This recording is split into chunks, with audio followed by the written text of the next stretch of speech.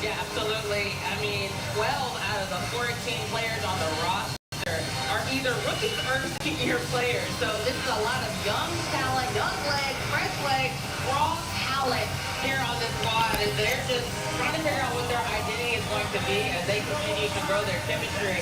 You have Austin in that front court. You have CT in that front court. Two very physical players, bigs that like to bang, but you got to be ready on all fronts. If not, they're going to punish you. And of course, you got Citron. What does she have in her bag? She's able to pop the trigger out. You better get out and close out quick. Well, the Fever coming off a win in LA less than 48 hours ago. It is Washington's first game since Sunday. They'll have a significant rest advantage as we enter game number 3 of the WNBA season for the Fever and the Mystics here from downtown Indianapolis. And here is that impressive second-year first pro, Kiki Iriafen, who draws the foul on her first possession. Starting lineup for Washington includes a new face, Cody McMahon. Missed the first 2 games due to injury. Georgia Amore questionable with right knee injury management. Well, she is available and starting as well. Iriafen off the mark on her first free throw. She was an all-star as a rookie and has seemingly raised the bar to start her second season, averaging 16 points, 15 rebounds in those 2 games in that front court. Iriafen and Shakira Austin has been quite formidable here in the first couple of games of the season.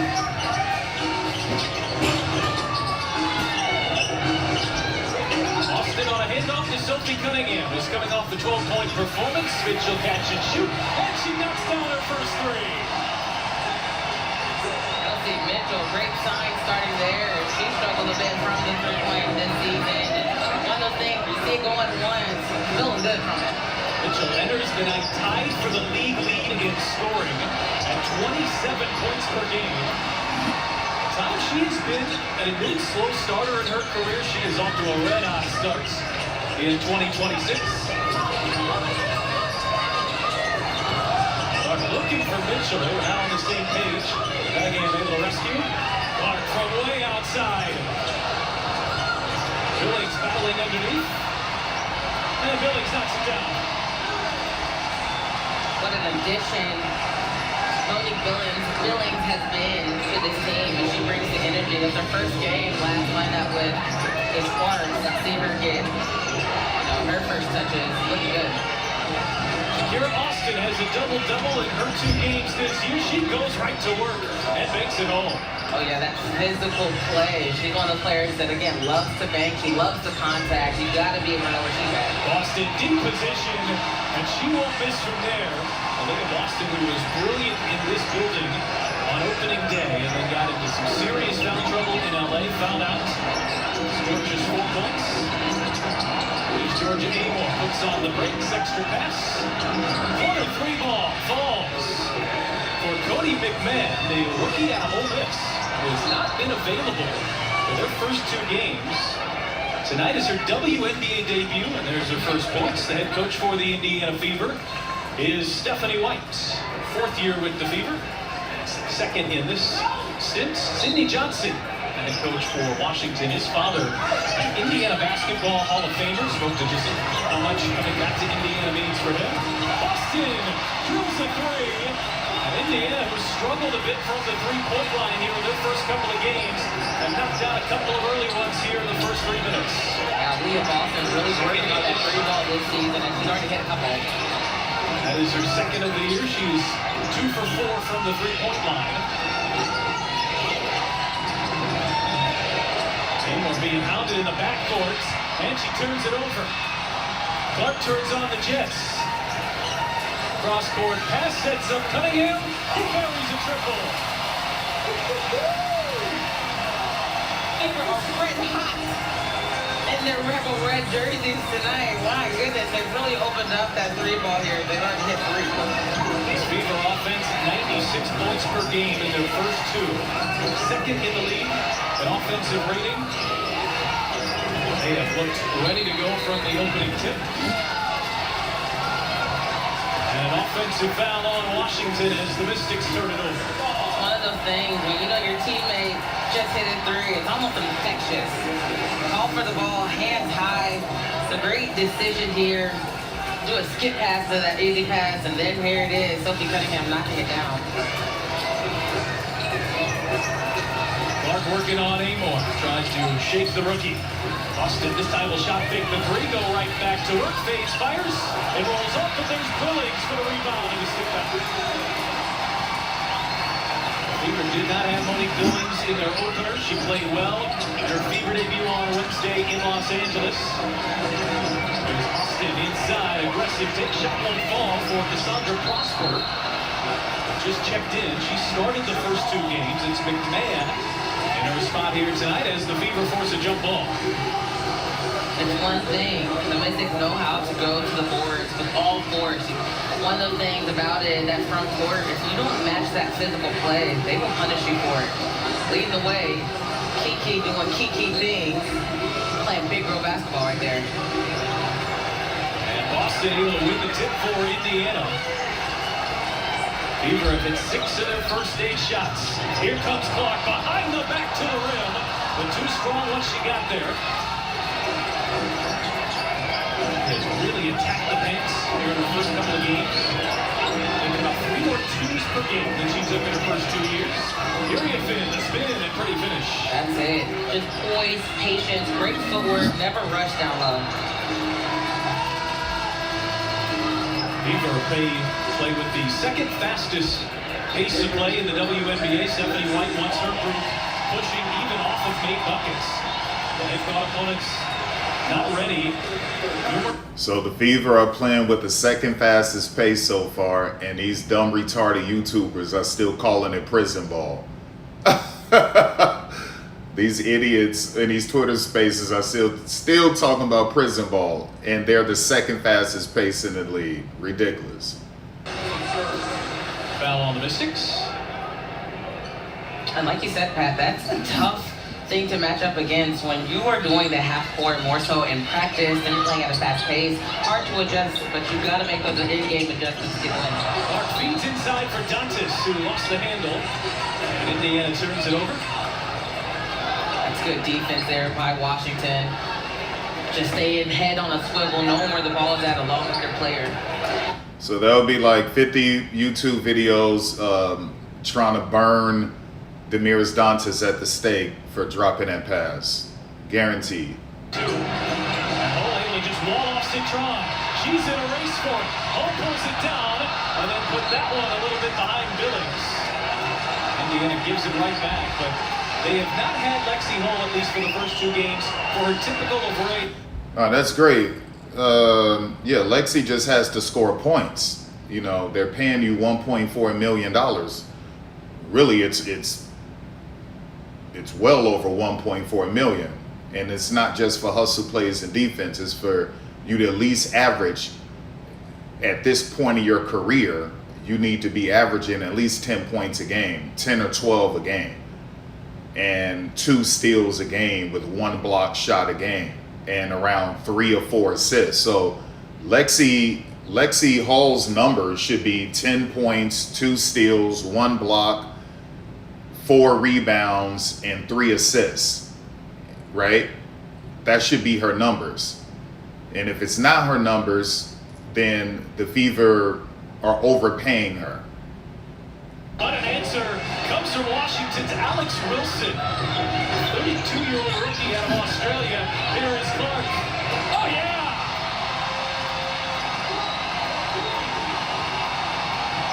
Back-to-back threes. This is going to be a good game. You better put a hand up on the body.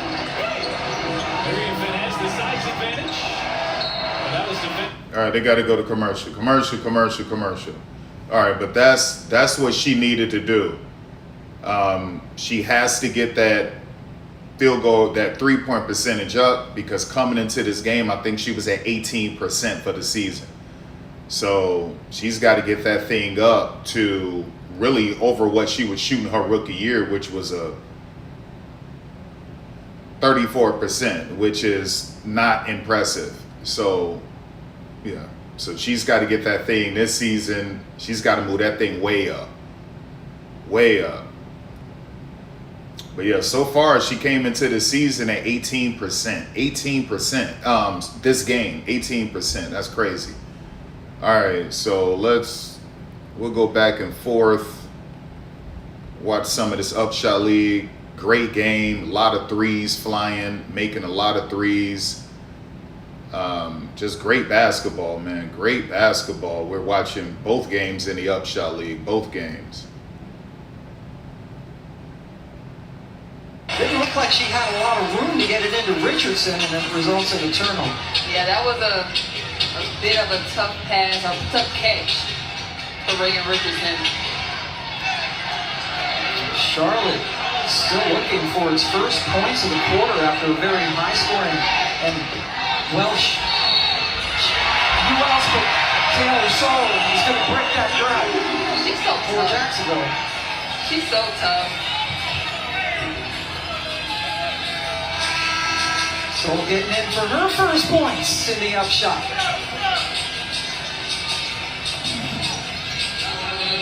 Her first step is so quick and she's so strong.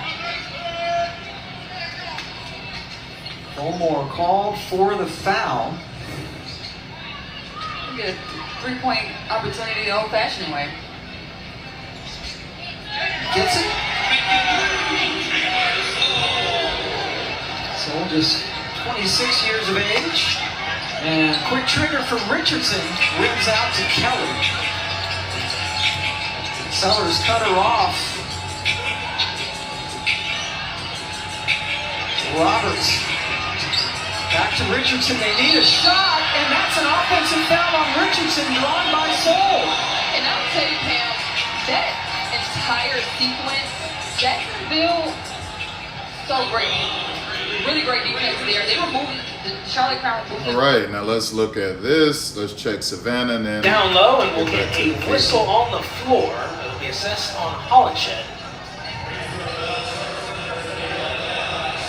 So this is Greensboro, North Carolina, Greensboro Groove versus the Savannah, Georgia Steel, Savannah Steel. The first game was Jacksonville Wave versus the Charlotte Crown.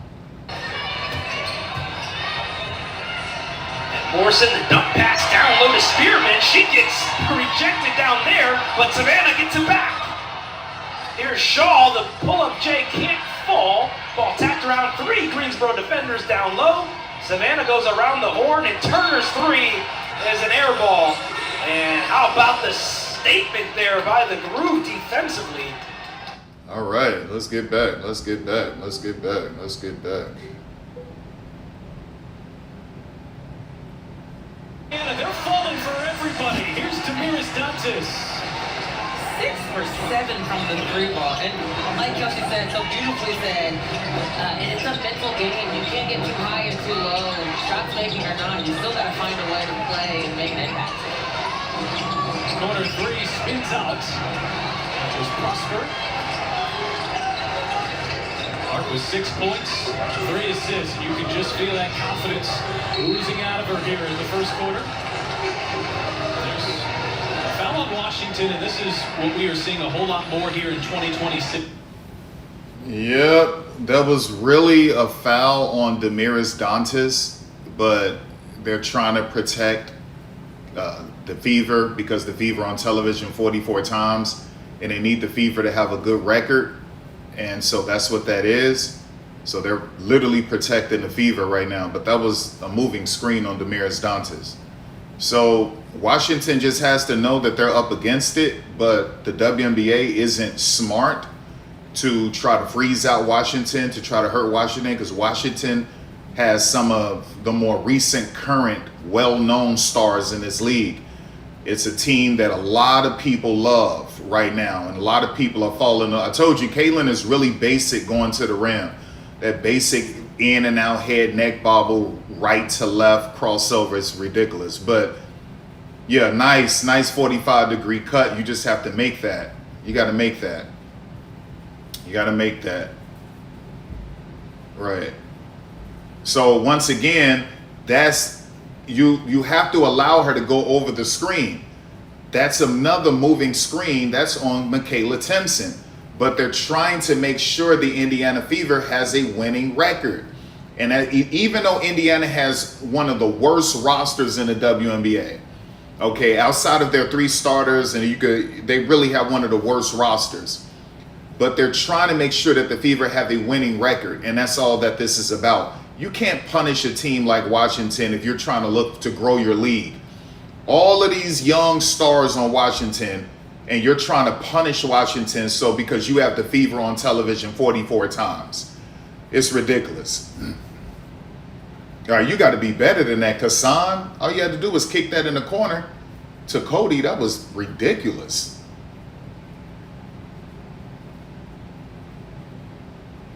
Yeah. All right, so you finally gave them something, right? You finally gave Washington something. So, yeah, like I said, what we're witnessing is corruption, right? Just like we saw with the Aces, just pure corruption, and that's what's going on. It's bad basketball, y'all, bad basketball. Let them play fair. Let them play even, fair. Don't force anything. Don't force anything. If the Fever win, they win. If Washington win, they win, right? But you don't have to force anything, but they are forcing it.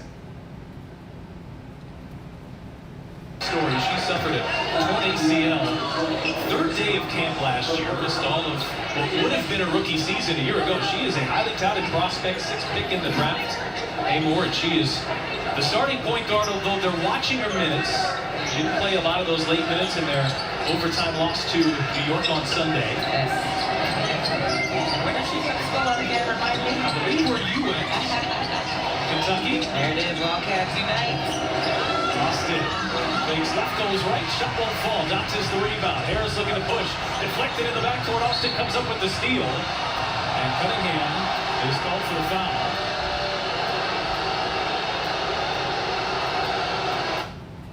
Sophie Cunningham has to wear shorter shorts. The WNBA this season is allowing players to wear really short shorts. Sophie needs to do that because the fact that she doesn't have a booty and those shorts are sagging like that in the back, it just makes everything look droopy and just stupid. If you don't have a big booty, you need to wear short shorts. If you're one of those type of women that like to show your legs and your body like Sophie does, then you might want to switch up to some really short, tight shorts. Who is still out due to injury, has played 1 more year than her. Cindy Johnson said they really rely on those 2. They're young players in this league, but on this roster, there are vets. Yeah. Harris with some trouble in the backcourt being swarmed. Indiana got to hurry to get it across. They just do. That'll be 15 seconds on the shot clock. Handoff tips and bounce pass tips it a little behind her. Indiana's gotten sloppy here on their last few possessions.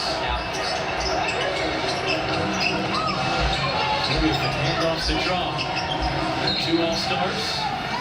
The centerpieces around what Cindy Johnson and Washington are building. 3rd and 4th pick a year ago. Each an All-Star in their rookies. All right, so I like what I'm seeing from Washington. A lot of high-low action going on, getting it down to their best players right now in the paint. But they're so dangerous right now because everyone on the court is a threat to score. So he got rid of Kassan Prosper, and now everyone is dangerous. Plus, you still keep your defense outside of, Georgia Amore being a little bit of a liability because of her size. So that was really smart. Everyone is a threat. The only people who are a threat for the Fever right now is Kelsey Mitchell and Aaliyah Boston. And like I said, if you can, because Sophie can't do anything on her own. And Ty Harris is only really truly good at shooting threes. So you only have on the court Kelsey Mitchell and Aaliyah Boston. With Washington, anyone can get their own shot. Off the dribble, mid-range, threes, except for Kiki. And so and then you have a really good facilitator in Georgia Amore. Now that was a foul on Ty Harris, but they're not going to give her that call. She also looked like she was out of bounds. That looked like an out of bounds, like she stepped out of bounds. But you're going to see favorable calls for the Fever because they have them on TV 44 times. And you got to give the Fever a favorable record in order to keep people interested to want to watch the game. Because Caitlin Clark just isn't enough because of how terrible she's been playing this season. those numbers are inflated, right? So she's shooting so far 18% on the year from threes. She's averaging around 6 turnovers a game, okay? And she's getting chopped up on defense. So you look at the numbers at the end of the game, and that's free throw line numbers mixed in with a little bit of layups, right? And so, yeah, Caitlin isn't enough. That's just not enough. And so they need the Fever to have a winning record in order to keep attracting you to watch these games on television. So they're going to give calls to the Fever like they're doing the Aces. Their best products, their most popular teams, the teams that they have on nationally, the teams that they gave nationally televised games to the most, you're going to see them favor them with the whistles. So that's coming from the top, right? And the officials facilitate what the powers that be ordered, which is make sure our superstar teams and the superstars are protected. And that's what that is. So that's what you'll see. At the point guard position defensively, she and Caitlin Clark have seemingly formed a friendship overnight. It's been fun to watch. Nothing but great things to say about each other. They push each other. It's fun to watch. Here's Amor and a fake. Nice. But it's just really stupid. You see how Georgia Amor has all of these slashing moves? Right. See, she has to call a timeout. Like you're gonna see the difference between a real, true, entertaining, skilled, all-around point guard versus a three-point shooter who has no slashing moves and no layup package and no mid-range package. Right? She's a passer. And she could shoot deep threes, right? And that's as far as it goes. But versus Georgia Amor, who can do everything on all 3 levels. Like, you're really going to see the difference. So let's go. Now, listen, these referees, they're going to keep giving these calls to the Fever. So, but it's stupid. It's counterproductive to what you want to do. You want to grow the whole league, but you're going to punish the Mystics. And the Mystics are a new fan favorite. So the whole Mystic squad, they're a new fan favorite, but you're going to punish the Mystics to push one of the worst rosters in the league. Even though they have Caitlin she came into this game shooting 18%, averaging like 6 turnovers a game. What are you doing? Right? So in a game like this, when you recognize this is a new team that everyone loves, and then you still have a bunch of people who love Caitlin Clark, you should probably call the game down the middle, but they're not going to do that because they got Fever on TV 44 times. And if the Fever have a losing record, you might not want to watch that game. And that's the problem. All right, let's go back here until they get back from commercial. It shouldn't take long. Crazy.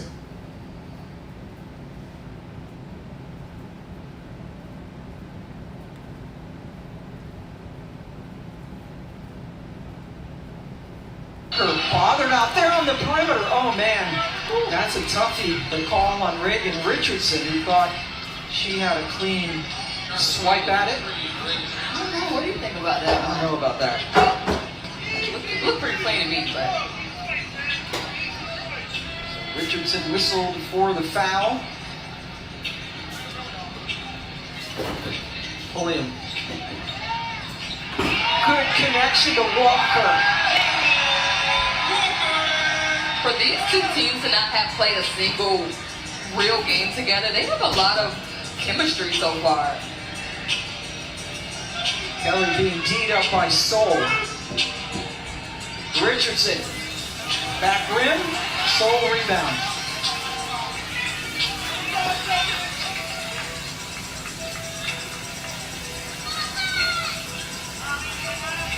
Pulliam. A nice touch pass into Walker, who got fouled.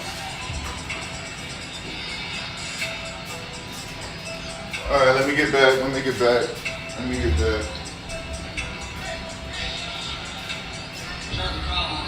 Should be going 2-1.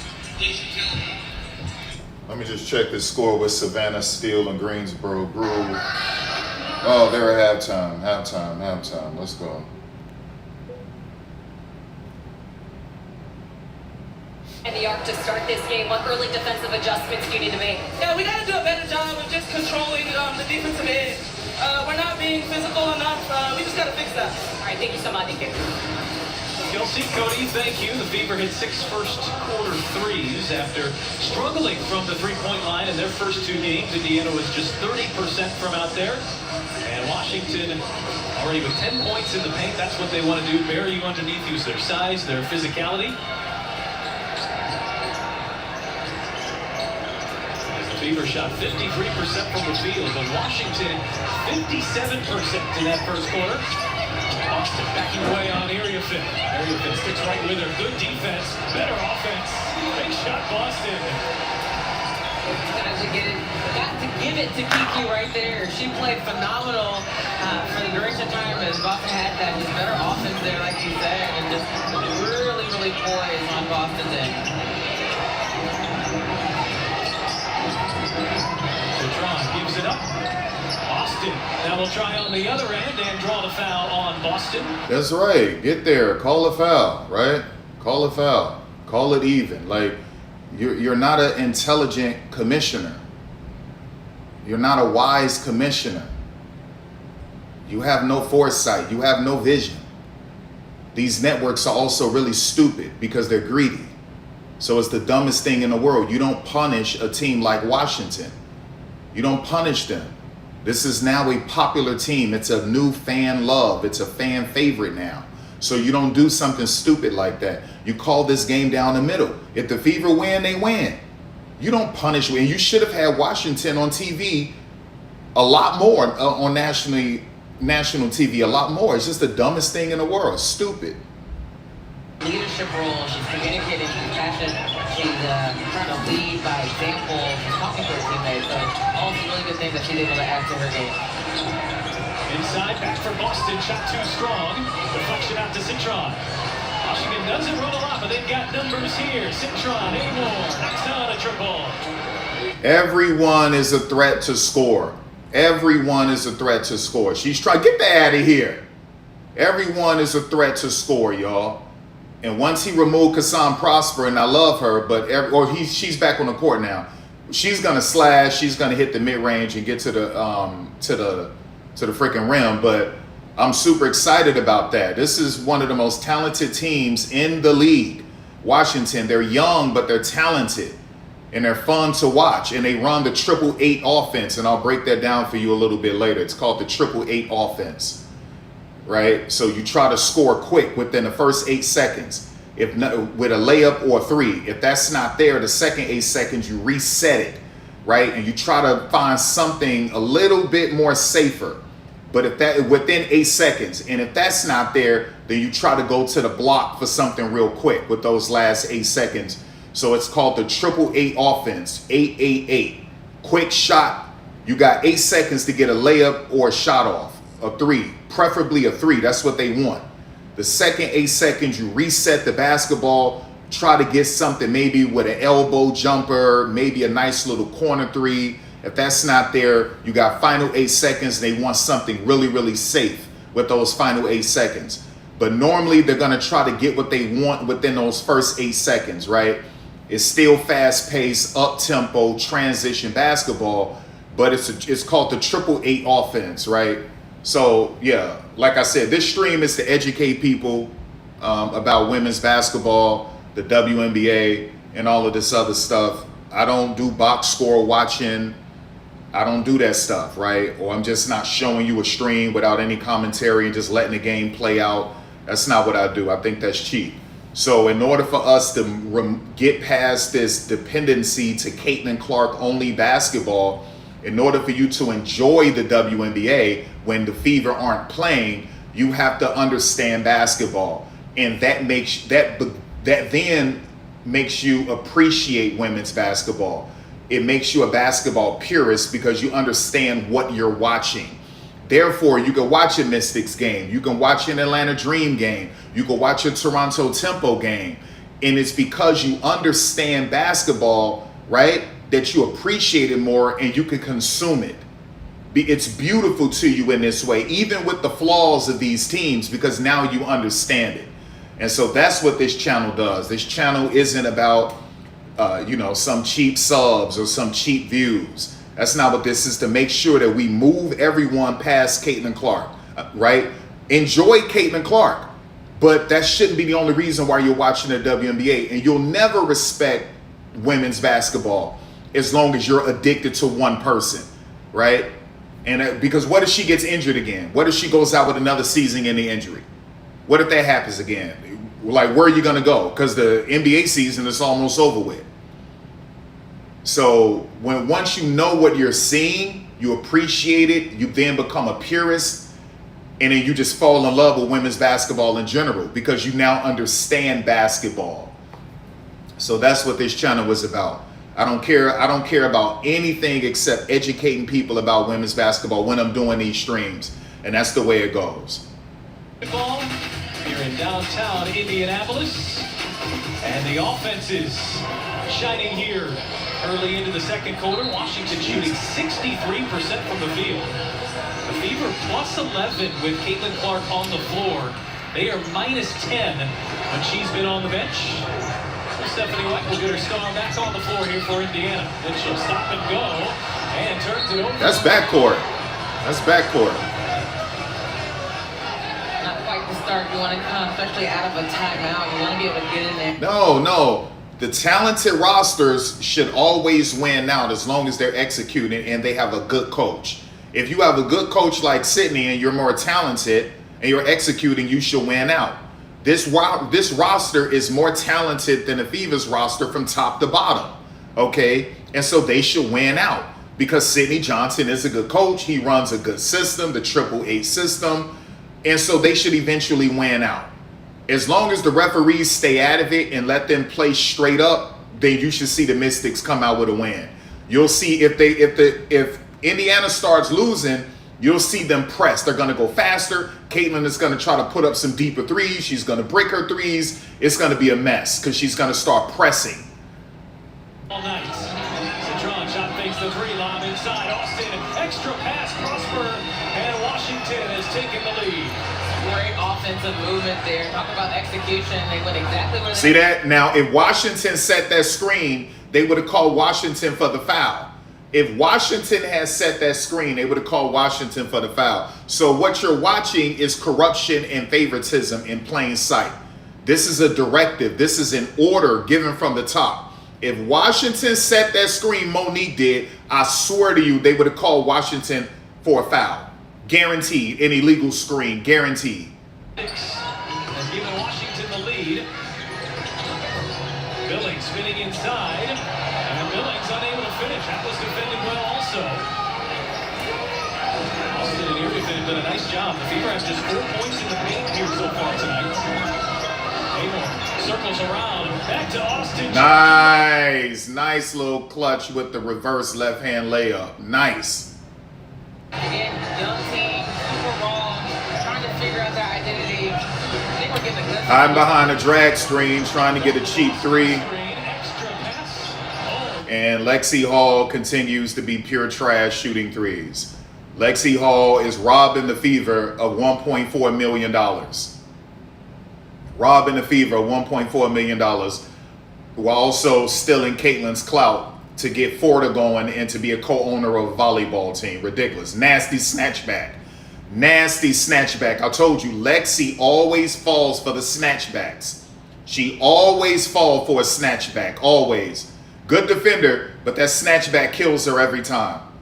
Kills her every time. So what you're seeing is a bunch of sloppy role players on the court, not named Kelsey Mitchell, Aaliyah Boston, and Caitlin Clark. But Caitlin is so basic that she's essentially a role player, if we're being honest. Outside of her passing, and if ever she can make some deep threes, if you break everything else down, she's just a role player. And that's the reality of it. I don't care about her points because that's called inflation.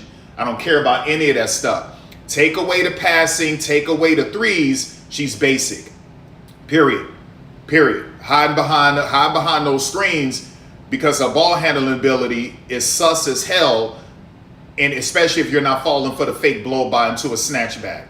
So she just tried to get to the free throw line and the referees didn't reward her. Remember, 888 offense. Try to score something in 8 seconds real quick. A layup or a three. Get it off. Boom. But they achieved the objective. Get something off within the first 8 seconds. If it's not there, reset it. work again, get a little something a little safer. If that's not there, reset it, get something extremely safe, wide open, whether that's a shot at the rim, a mismatch at the basket on a low block, or a wide open three. 888 offense. We were just 1 of 8 with a turnover here in the second quarter. Our drives into Betts gets it. I told you, she has no moves. Look at her screaming to the referee. You can't cry to the referee because you have no basketball moves at the rim. They don't fear you. You have no slashing moves. You have no layup package. And so you want to cry to the referee to bail you out because you don't got a layup package? It's the dumbest thing in the world. Cry a river. Cry a freaking pond. The hell up out of here, chick. That's why your back is hurting, because you were playing golf. And no one wants to point that out. She's having back injuries because she's playing golf. It had nothing to do with Marina Mabry. She was freaking playing golf and it messed up her lower back. End of. On the floor.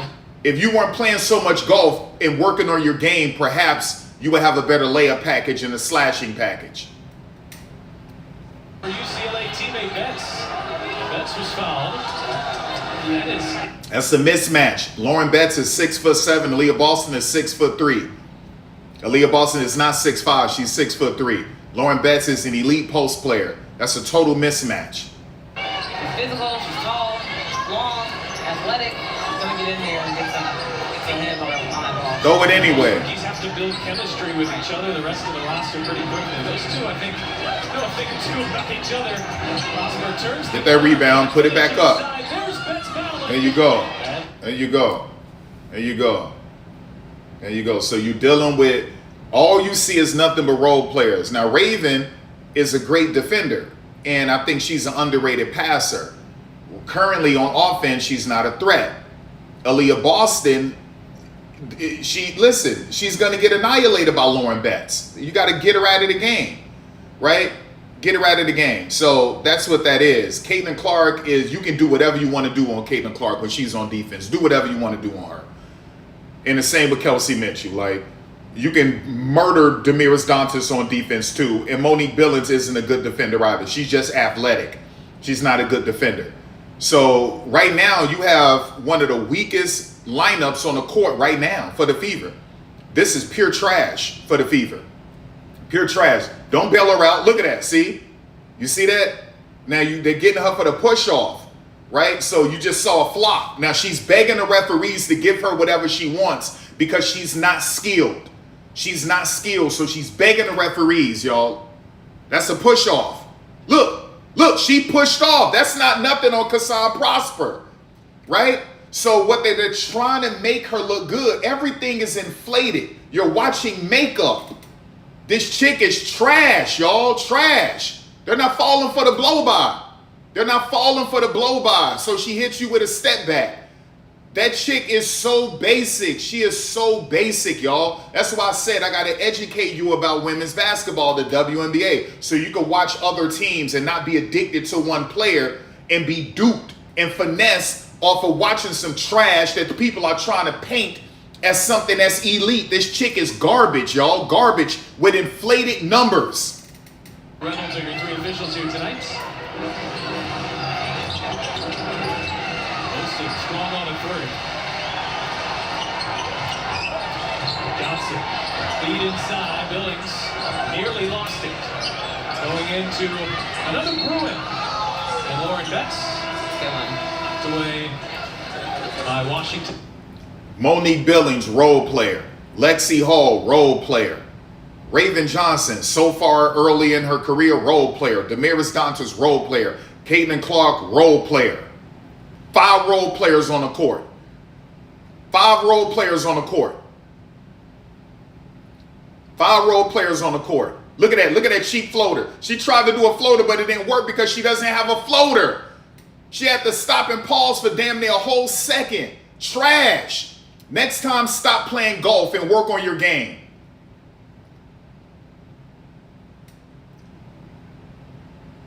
See, Lexi is going to hustle. That's the 50-50 game.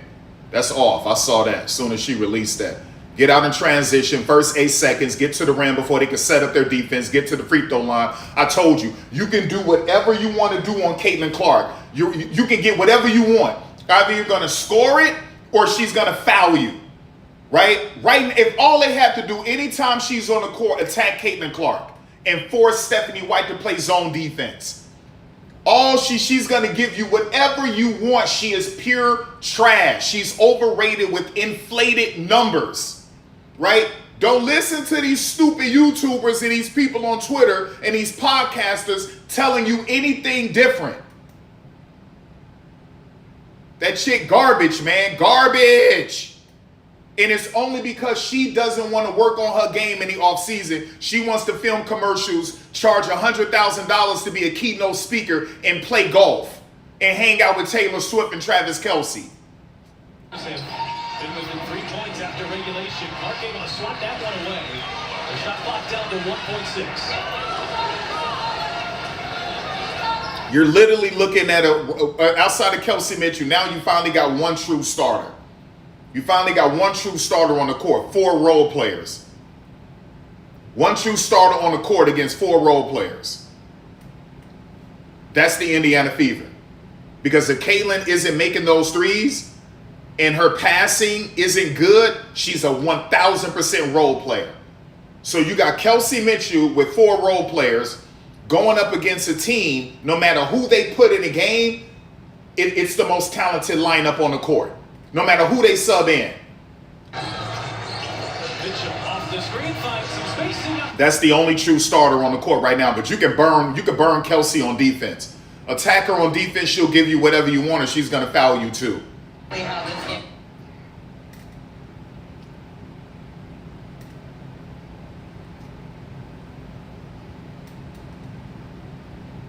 Yeah, that's the only true starter. That's the only true starter on the court is Kelce Mitchell. The only true one. Now that was a miscommunication by Shakira Austin. That ball was going to Lauren Betts, and that's why it was so out of control. Yeah, nice. She could have pulled up from the free throw line because she has that range, but she thought she was going to get a foul. Predictable. She's not a threat. She's not a threat. First 8 seconds.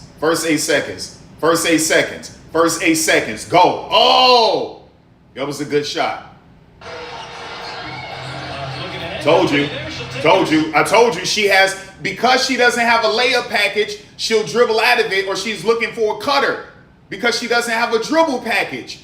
If she had a dribble package, she would attempt a layup. If it's contested, she would clutch or double clutch or jelly or do a reverse. Basic, y'all, basic. Launching ahead, Dantes can't pull it down. So Kelce Mitchell trying to spark her fever. They lost a 13-point lead. Told you, man, stop playing around. I will educate you about basketball. I will tell you the truth. This isn't a Caitlin Clark channel. Right? I cover every single team. I stream every team, including the Upshot League. I stream every single team, and I break down the offense, the defense, the systems they run, the philosophy, the coaches, their bio, the players, their bio, league history, current, future, projections, prophecy, prediction, foresight, you name it. Solutions, pros and cons, problem solving, critical thinking, everything. I do it all, and that's what this is, right? So this isn't a box score channel where I'm streaming and showing you the box score and just saying, ooh, nice shot. Oh, great pass. Oh, that was bad defense. I'm going to tell you why it was bad defense. I'm going to show you the defense they were in. I'm going to tell you the screen that they ran and why they run these types of screens. I'm going to break it all down for you. You're going to walk away with a comprehensive understanding of basketball, which will allow you to consume non-Caitlin Clark product because you now understand basketball. So you can enjoy watching the Washington Mystics when they're not playing in the Indiana Fever because you understand basketball and it's beautiful to you now. The highs and the lows, the good and the bad.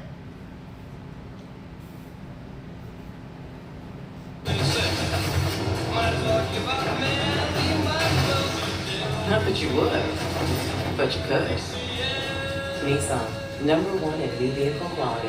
Now get 0% APR on select 2026 Frontier trims.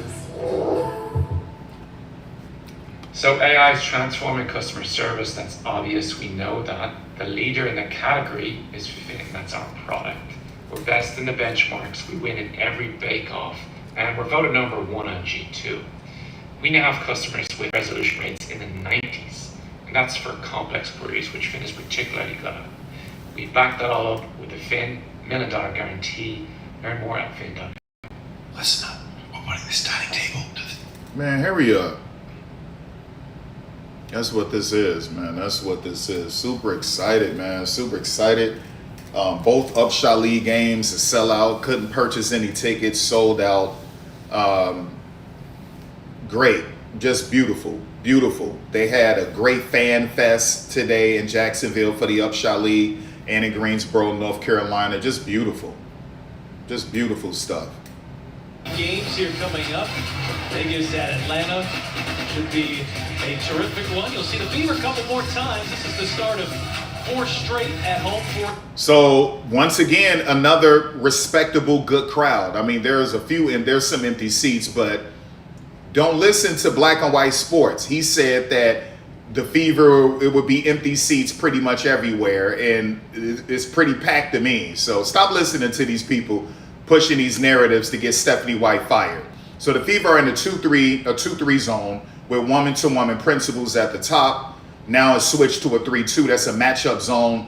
And when you go to a 3-2, what you're supposed to do is you're supposed to attack if they're playing you that up close, which is what Shakira Austin did. So that was a matchup zone. It started out as a 2-3. Why do you run a 2-3? To prevent penetration.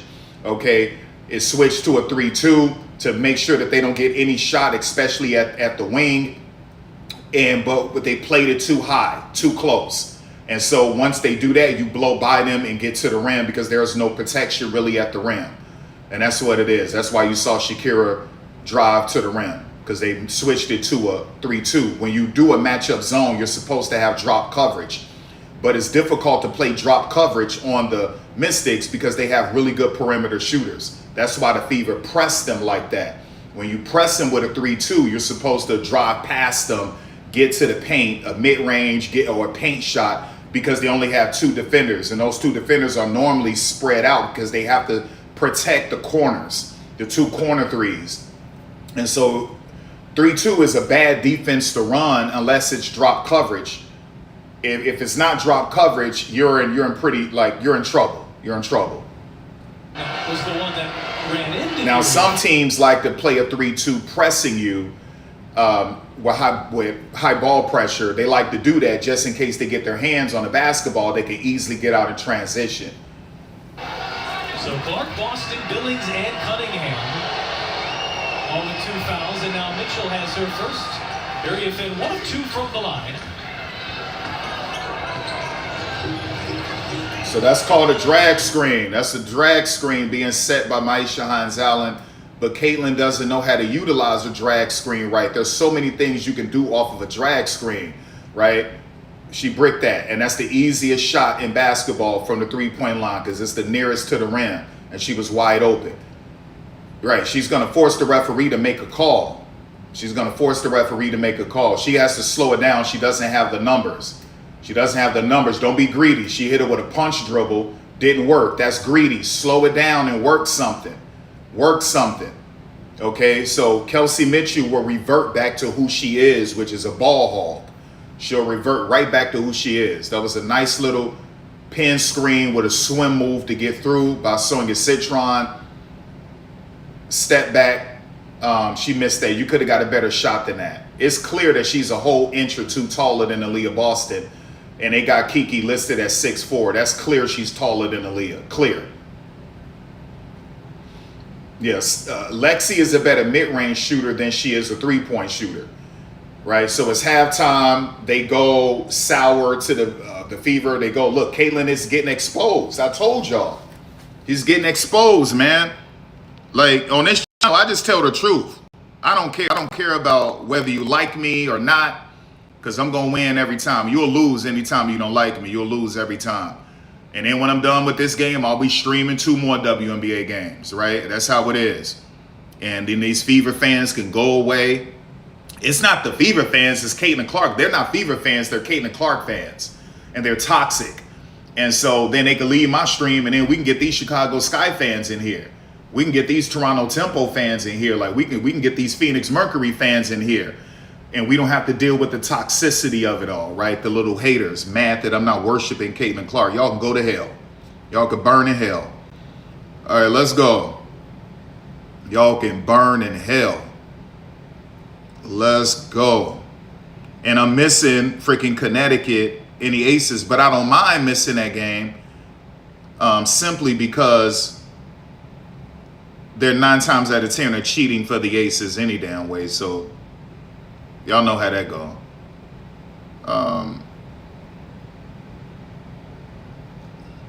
No. Let's mute that. Let's mute that. Mute that, please. Let's look at these stats. 15 minutes, 6 points, 4 assists. Come on, baby, what we doing? What are we doing? Every time Caitlin has 4 assists, 1 steal, 1 block. Every time I touch this screen, it moves down. Jesus Christ, fix this stupid app. Let me back out of this thing. Damn, every time I touch it, it freaking goes down to the bottom. This retarded app. Look at this, dog. Look at this. This app is so stupid. This chick, Caitlin, is 20%. 40% from deep, but she 2 of 5. So to me, that's trash, right? You shot 5 threes, you only made 2. I think that's terrible. But anyway, she's 20% from the field overall. And she has 3 turnovers. So she has, 4 assists, 3 turnovers. And somehow they're keeping her in that plus minus. And if you look at this game, she shouldn't have a plus. She shouldn't be a +6 if you look at this game. Anytime you have 3 turnovers and to only just 4 assists and you're shooting 20%, there's no way on God's green earth you should be a +6. So sometimes you can't even trust these plus minuses that they generate. Lexi Hall, 11 minutes. She got a steal. Robin, a Fever again, no points. Michaela Timpson, a placebo. Raven Johnson, not trusted enough yet. Maisha Hines Allen, a waste of money. Sophie Cunningham, not much going on with Sophie. Aaliyah Boston, you paid her too much. You overpaid her. You overpaid Aaliyah Boston. And Monique is doing what she has to do. But Monique is a role player. So let's just call it what it is. Let's call it what it is. Let's call it what it is. I'm just honest over here, man. I'm all about honesty over here. So I'm not watching that. We'll get back to this. Let me go to the Upshot League and check that out. And the Aces are actually at commercial break. So let's do this. Let's go here. All right.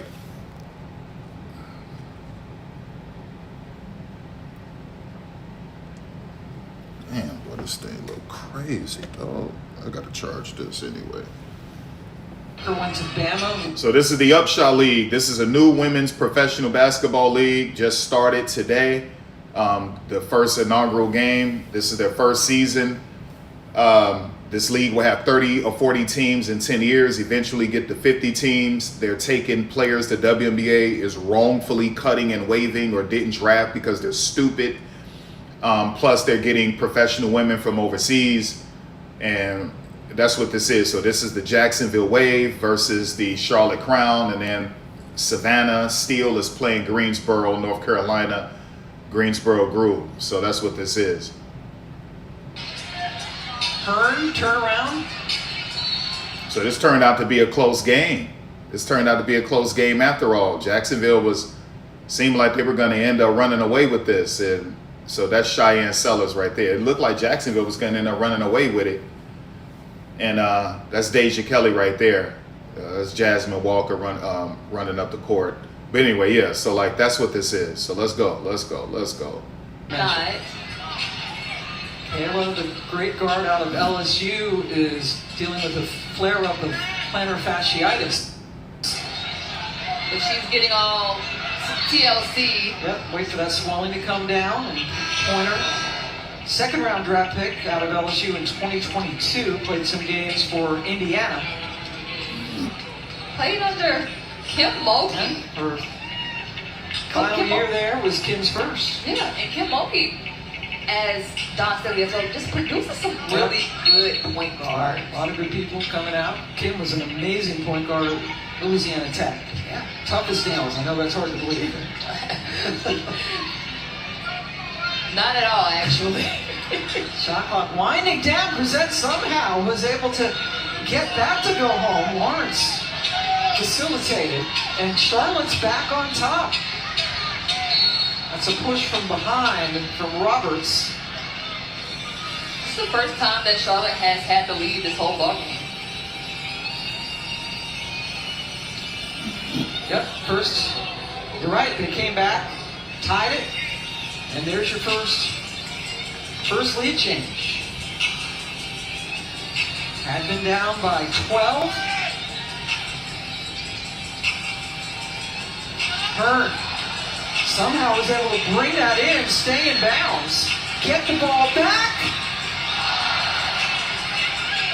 I mean, Kim, it really doesn't get any better than that. Really great ball movement. I just couldn't. Sometimes it's okay that you can't make the shot, but good ball movement, they'll catch you on the next one. Yeah, that would have been a heck of a finish by Hearn. All right. Let's go. Let's check out Savannah Steele and Greensboro.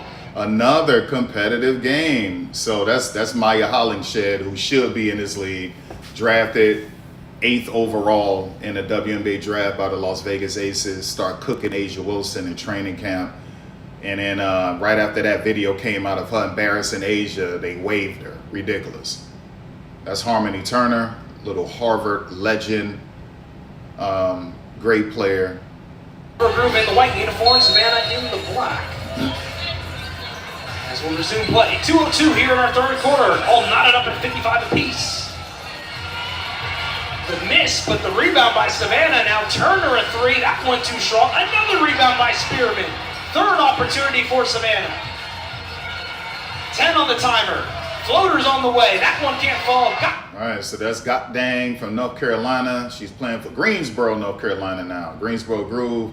And that's Z Spearman, who grabbed that offensive rebound from Tennessee, but she also played at Miami. And if she would have left last year, she was projected to be a bottom first round, high second round pick. She decided to stay at Tennessee, and it hurt her draft stock. 5th, so that means Diamond. At the free throw line is Diamond Johnson. And Diamond Johnson, before she transferred to Norfolk State, she was projected as a first round pick. She goes to Norfolk State so that she could uplift HBCUs. And she did great, but it hurt her. It was like the league punished her for going to a HBCU. And she didn't even get drafted. So disgusting. So you were projected as a first round pick at North Carolina State. You decided to go to a HBCU to boost HBCUs. You dominate at the HBCU, and then the league punishes you for it. Ridiculous. Johnson goes 2 for 2 from the stripe. A successful trip for her. 90 seconds to play in our third quarter. Greensboro up by 2. Turner. Oh. Snatchback. That's a BTL snatchback. Reverse BTL snatchback. All right, let's go. But she had everything else on that play. Johnson, the little hezzy. Shot up, in and out. Savannah wasting no time on the other end of the floor. The pull-up three from the right wing is too strong there from Petrie. Second chance though for Savannah. They've got a lot of offensive rebounds in this quarter. Hook shot on the way. That one is too strong from Richardson. Johnson, directing traffic, loses the ball. It's picked off by Q Morrison. She's got an open lane and she's gonna miss the left-hand layup. Now Greensboro has numbers. Shot clock stick. And that's why you do. Look at Petrie. That's my girl from Rutgers. And then she transferred. But yeah, look at Kay Morrison, she missed the layup. Why? Because she didn't do a constraints-led approach layup. So on the left side of the rim, you're supposed to go with the right hand and not the left hand. Number one, it could protect you from getting it blocked. And number two, the right hand is just nearest to the rim. And so she went up with the traditional left hand and missed it. Oh my gosh. Johnson to inbound for the Groove.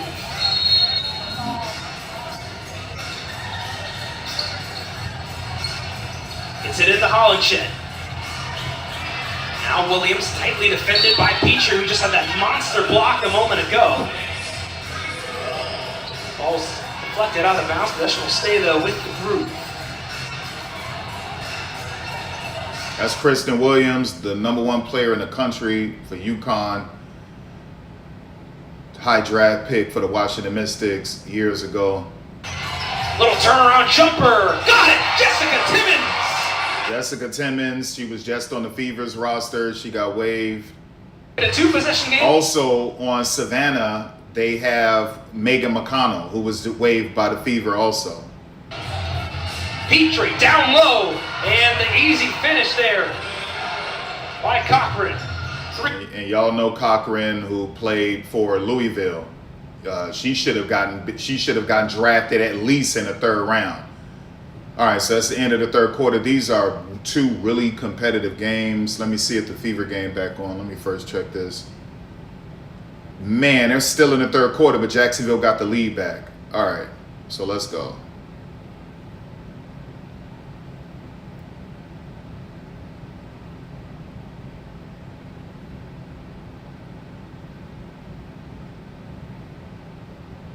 Play with layers. That's fine. Now that's what I call a game system. So cool. Layers of every kind. Damn, son, how long is halftime? Jesus. Let me just charge this phone. Let me get this out of the way. How long is halftime? What are we doing?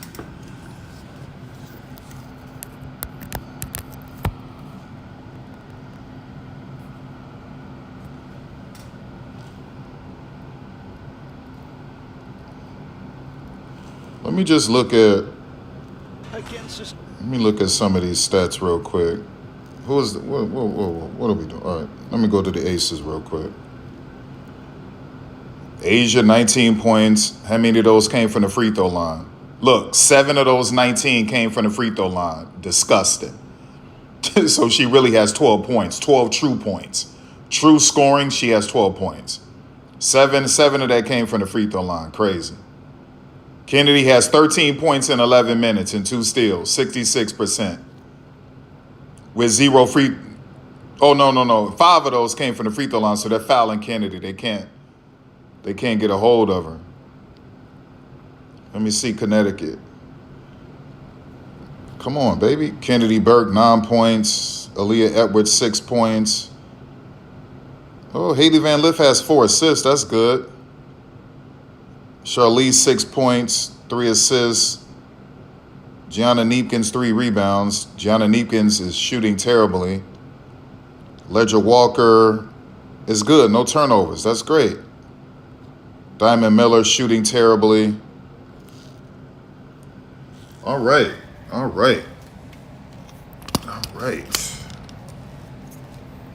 me get this thing going, man.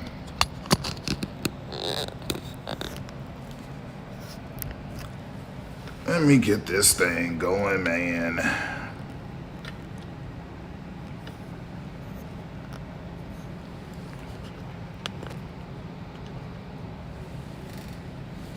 right, let's get back to it. Are y'all done yet? Are y'all still at commercial? Damn, son. About time. It's a lot of freaking commercials. What are we doing? Back that up a little bit. Ranked defense and showing why in the first half they hold Indiana to 35% from the field and under 40 in the first half as the Mystics erased an early 13-point deficit and have a 4-point lead at halftime. This has been done, Bria, on the shoulders of Shakira Austin. Yeah, absolutely. I mean, how much time do we have? Because I could talk about this player for the rest of the game. I think one of the best things about her is she loves the physicality. She loves the contact. She knows how to read the defense, knows how to get downhill. And then, of course, you saw that drop-off pass, and she draws so much attention. So she's a tough player. You got to know what she's at all times. And she's been doing a great job that first 20 minutes. Austin, the only player in double figures here so far tonight, also has 4 rebounds and 2 assists. That front court duo of Austin and Iriafin have been excellent on the defensive end as well. The Fever have just 6 points in the paint and are shooting just 29% on 2-point shots in the first half. As Caitlin Clark and this Indiana Fever offense again reorganize. They were terrific right out of the gates to start the first quarter as Boston goes back door. Mitchell off balance. Couldn't finish inside. And the recovery defensively has been really good for Washington tonight. Ben not able to finish on the other end. Here is Cunningham lob ahead and Mitchell lays it in. Great defense, offensive transition there. Misses the bunny, come back, don't hit her head. See if we can get another bucket. I think that's what the other ways will do. Fever want to play at a breakneck pace, but had just 2 fast break points in the first half. Here's Citron driving on Clark, 22 on 22, and Citron rolls it in. Citron, again, another player that is in her second year that looks like a vet already as she's able to control the tempo. Austin, 7 first half points going right at Iriafin. Iriafin able to protect the rim. That's been the story of the first half. Austin had it knocked away by Billings. And we'll stay here with the Mystics as we check back in with Kelsey Casper. Well, guys, at halftime, I spoke with Fever assistant Karima Christmas-Kelly about that second quarter offensively, and she says they want to see more ball movement, especially in the pick and roll, and just make some more simple passes. She felt like they were over-dribbling. They need to be a little bit more mindful of where their shooters are, and also defensively, Steph White is... Told you, man, Aaliyah Boston 6'3". She's 6'3". They got Kiki listed as 6'4". But you look at some have her listed as 6'3". She's clearly taller than Aaliyah Boston. That's clear. So someone is lying. Either Kiki is 6'4", 6'5", and Aaliyah is 6'3", or Aaliyah is 6'2", and Kiki is 6'3", 6'4". Something's going on because she's clearly taller than Aaliyah Boston. Gonna hand off from Boston. She'll bounce it back for Boston. Extra pass. Cunningham short on a 3. And Shakira is listed as 6'5". They got Aaliyah listed as 6'5". Shakira clearly 3 inches taller than Aaliyah Boston. That's clear, right? So these leagues, the NCAA at these programs, they need to stop lying about height. Stop lying about height. They lied and said Alyssa Peely was 6'2" and she's 5'11". Just stop lying. Drives by Clark. Iriafin hangs and finishes. Great ball movement, court awareness by the rookie. Caitlin didn't want any of Cody McMahon. She knows she's familiar with Cody from the Big Ten. She didn't want any of Cody McMahon. She passed out of that real quick. Like I said, you can get whatever you want on Caitlin. You can get whatever you want on her. Either she's going to foul you or you're going to score on her. You can get whatever you want. Her and Kelsey Mitchell. Terrible. Downhill attacker, sucking it into the paint, making it super difficult. Clark the switch on to Austin. She'll go with a bank shot, but it won't go down. Clark 2 for 11 here tonight. Gets a second chance. Clark will launch. That one was halfway down. Been that kind of night after the first quarter for Indiana. Nice Euro step. Nice Euro. Let's go. Nice.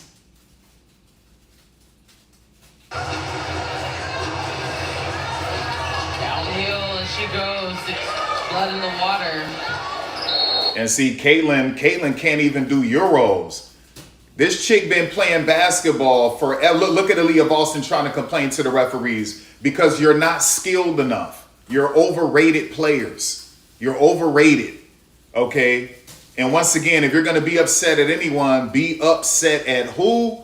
The front office as well. But you also got to be upset at these players for not taking their craft seriously in the offseason, including Aaliyah Boston.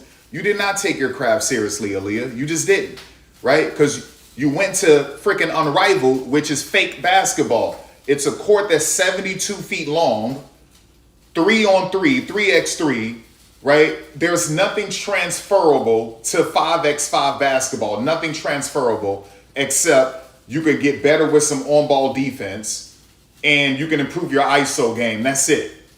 Because there's only like 3 screens you can run, period. You can run maybe 3 screens and you can only run like 2 defenses. There's nothing transferable.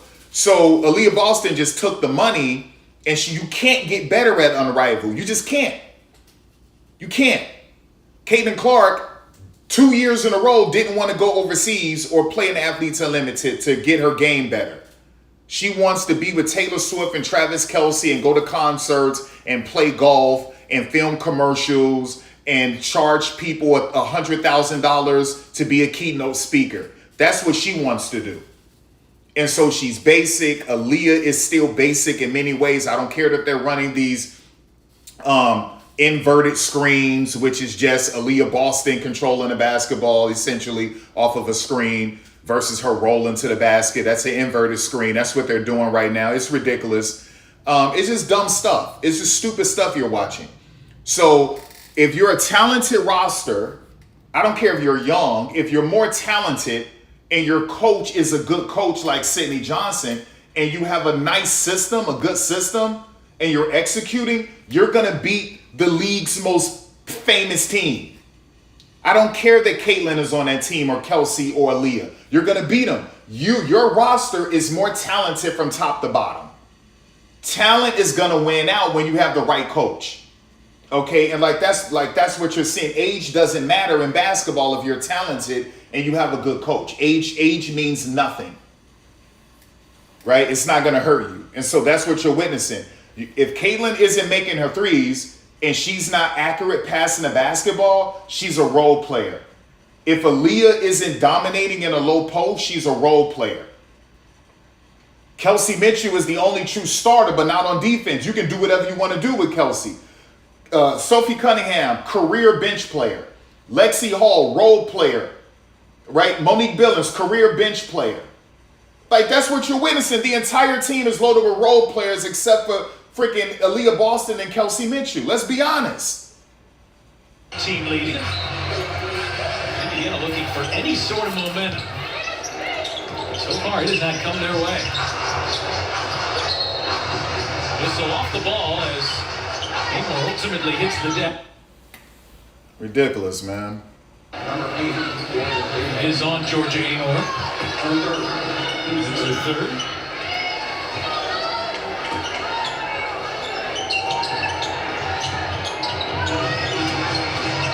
Clark will drive at Amor, goes behind the back, gets inside, triple teamed in there. Told you, and they bail her out with a call because she has nothing. She has nothing. And don't put them in a bonus. She has nothing. I told you, if she drives to the rim and it's being contested, she has nothing. She has nothing. She can't jump in the air and make an adjustment in the air. She can't pivot. She doesn't have a counter to a drive. And she's looking for someone to cut or someone who's open. She's so basic. She's so limited. It's ridiculous, man. It's ridiculous, y'all. But, listen. This is what they like to do. They like to pump up trash. They like to pump up trash, man. It's disgusting. And the shot goes up. You got Clark on an off night. If you're Washington, you hate to see her even put one through. You know, it doesn't take much to get her going. Doesn't take Mitchell much to get going either. And Mitchell takes it home. So a 3-point possession there for the Fever. McMahon wide open, but misses on a 3-ball. There you go. Out of bounds off of Indiana. Aaliyah Boston is hopping mad. And will Stephanie White challenge? She is asking for a challenge. Right now, the coach has not twirled the finger. Oh, yeah. It did look like it hit Uriah Finlast, but Stephanie White doesn't want to roll the dice here. It's not conclusive, even if the player does think it is off of the opponent. You got to be careful when to challenge. Clark That's a push-off. That's another push-off. That's another push-off, but they're letting her get away with it, right? You're not supposed to push off, especially full arm extension. It's ridiculous, man. It's ridiculous. Absolutely ridiculous.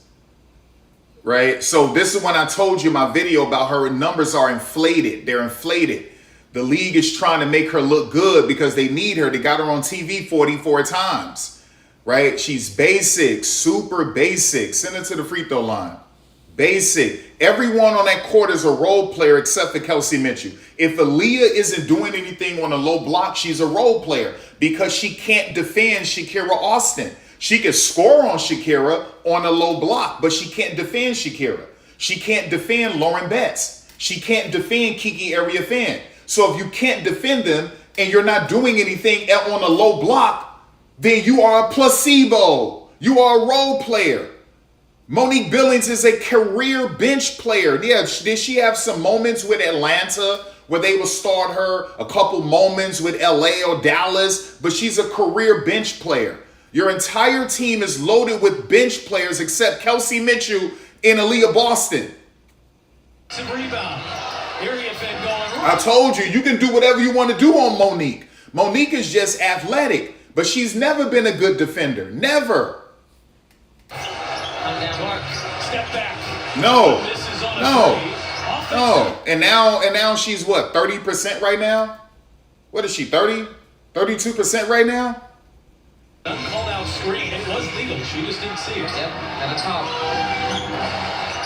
So that started out as a 1-3-1. Okay. Now they're playing woman-to-woman defense. They're all over the place. All over the place. Look at that. Nice little up and under step through. Trying to outrun the entire Washington defense. See? And there it is. They're bailing her out. She has nowhere to go, and she's hoping that they can, and the referees are going to try to let them do it, getting a bonus. And then so by the end of the game, you'll look up and Caitlin has 17 points or something, and a lot of that came from the free throw line based off of bogus calls getting the Fever into the bonus. It's ridiculous. Ridiculous.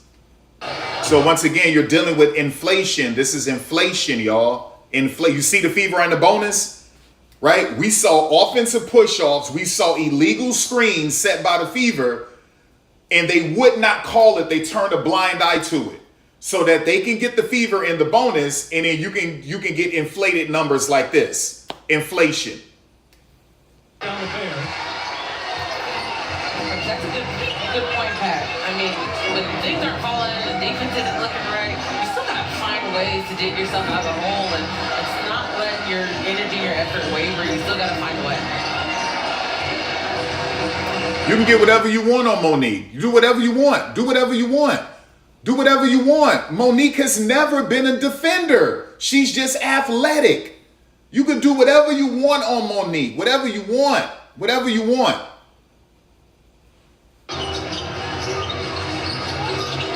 Off the Boston screen, she launches and misses. Harmon touched that one last, and it'll stay here with Indiana. You gotta love the attempt there by Rory Harmon. Yeah, that's what it is. And the fact that she tried to do a behind the back, a BTB, a momentum BTB against Rory Harmon was just stupid because Rory Harmon is a damn good defender. Very good. Ty Harris back in for Indiana. Boston shot fakes the three. Got the rookie Betts on her. Betts with a lot of size. And look, trying to bail her out with a call. Okay? And that's what this is. She can't do anything on her. And when Aaliyah can't score on you on a low block, she becomes a bull in a china shop. And she throws her elbow in your chest, your gut. She'll throw her hip into your hip really hard. She'll try to elbow you in the face or hit you in the face with a forearm or hit you in the throat with her forearm. She turns into a bull in a china shop. And that's what that is. Ridiculous. I told y'all, they were going to try to bail them out with putting the Fever in the bonus. I told you. Trash. Trash. So if you're going to point fingers, point it at the front office. But you got to point it at Caitlin Clark too. Why? Because for 2 years in a row, Amber Cox and Kelly Kroskoff said Caitlin Clark signed off on all of these picks in trades. She signed off on all of this. Okay, 2 years in a row. So point him at Caitlin, Point him at Stephanie for agreeing with these signings and trades and draft picks, and point him at the front office. Just the execution from the scouting report to the game plan. They want it. See look, what did I tell you? They're gonna do everything to try to get the Fever in this game, y'all. Right? You have to understand they don't want the Fever with a bad record because they have them on television 44 times, y'all. Okay? And so if the Fever has a sucky record and they're playing bad basketball, then you might not want to watch. Big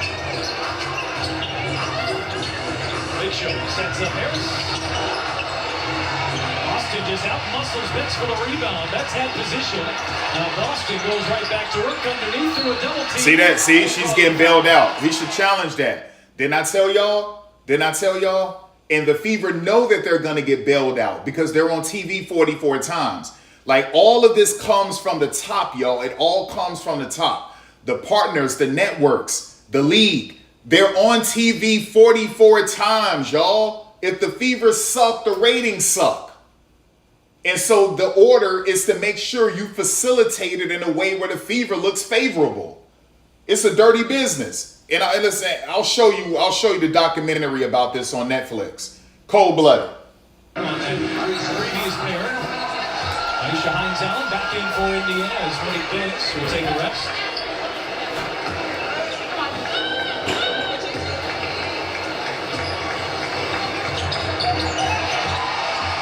And Boston 2 for 2 from the line.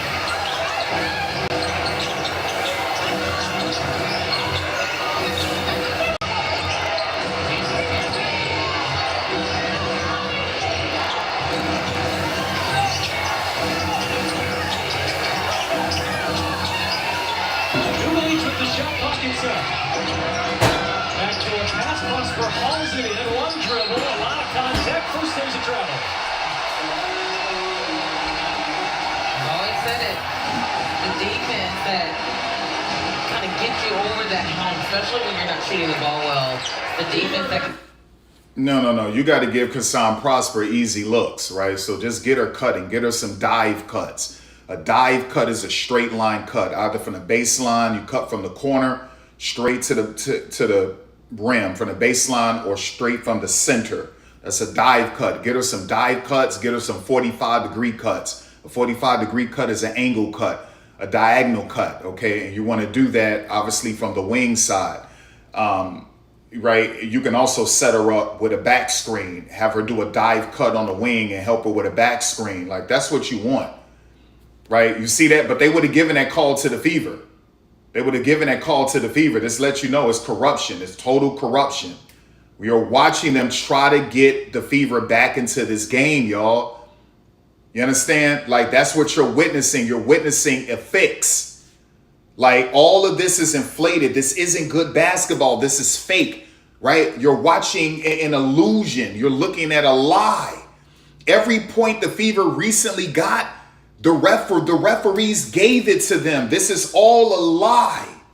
All of it is a lie. It's a complete lie. The team is pure trash, y'all. And they're being saved by the powers that be. It's disgusting. It's absolutely disgusting.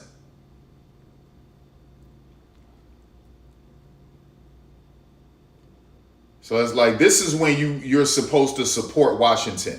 When you see corruption, Washington has to find a way to win this game at the three-point line because it's clear that the referees are cheating. And it's by command. It's by order, right? That's what's clear. So it's disgusting.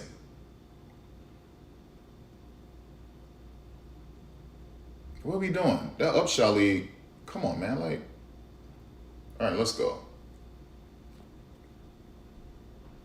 And she brings it up.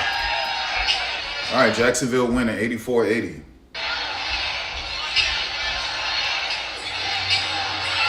Shot clock winding down. Pulliam. Desperation. Lindsey Pulliam, Northwestern, baby. Let's go. WNBA draft pick. Let's go. Really great shot. Turn around, pull up Jay. That's Asia Durr, number 2 overall pick, New York Liberty. That's Ariel Hearn, the Air Hearn, Memphis Tiger, played overseas, played 3 years in Athletes Unlimited. Very good player. Let's go. Very good player.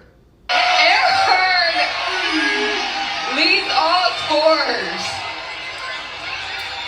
24 points. And she's feeling it. Check for AD. Gets the lead back up to 7. They listen, Pam Ward retired to take this job with the Upshot League. So she retired from ESPN to take this job with the Upshot League. That's who you listening to. Pam Ward, NCAA games, WNBA games, and now she's calling games for the Upshot League. Played a ton of minutes and up and down. 26 minutes, more than anybody tonight.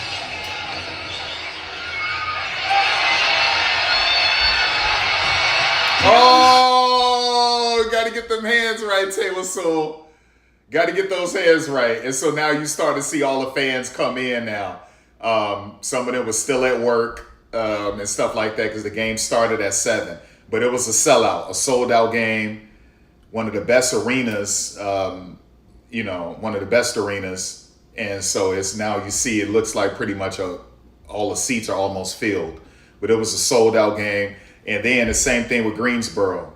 They sold out of all of their seats as well. So started at 7. So it takes a little while for the fans to get off of work and whatever they're going to do to get to the game. She's got 10 rebounds, now 22 points. I think that's the first double-double.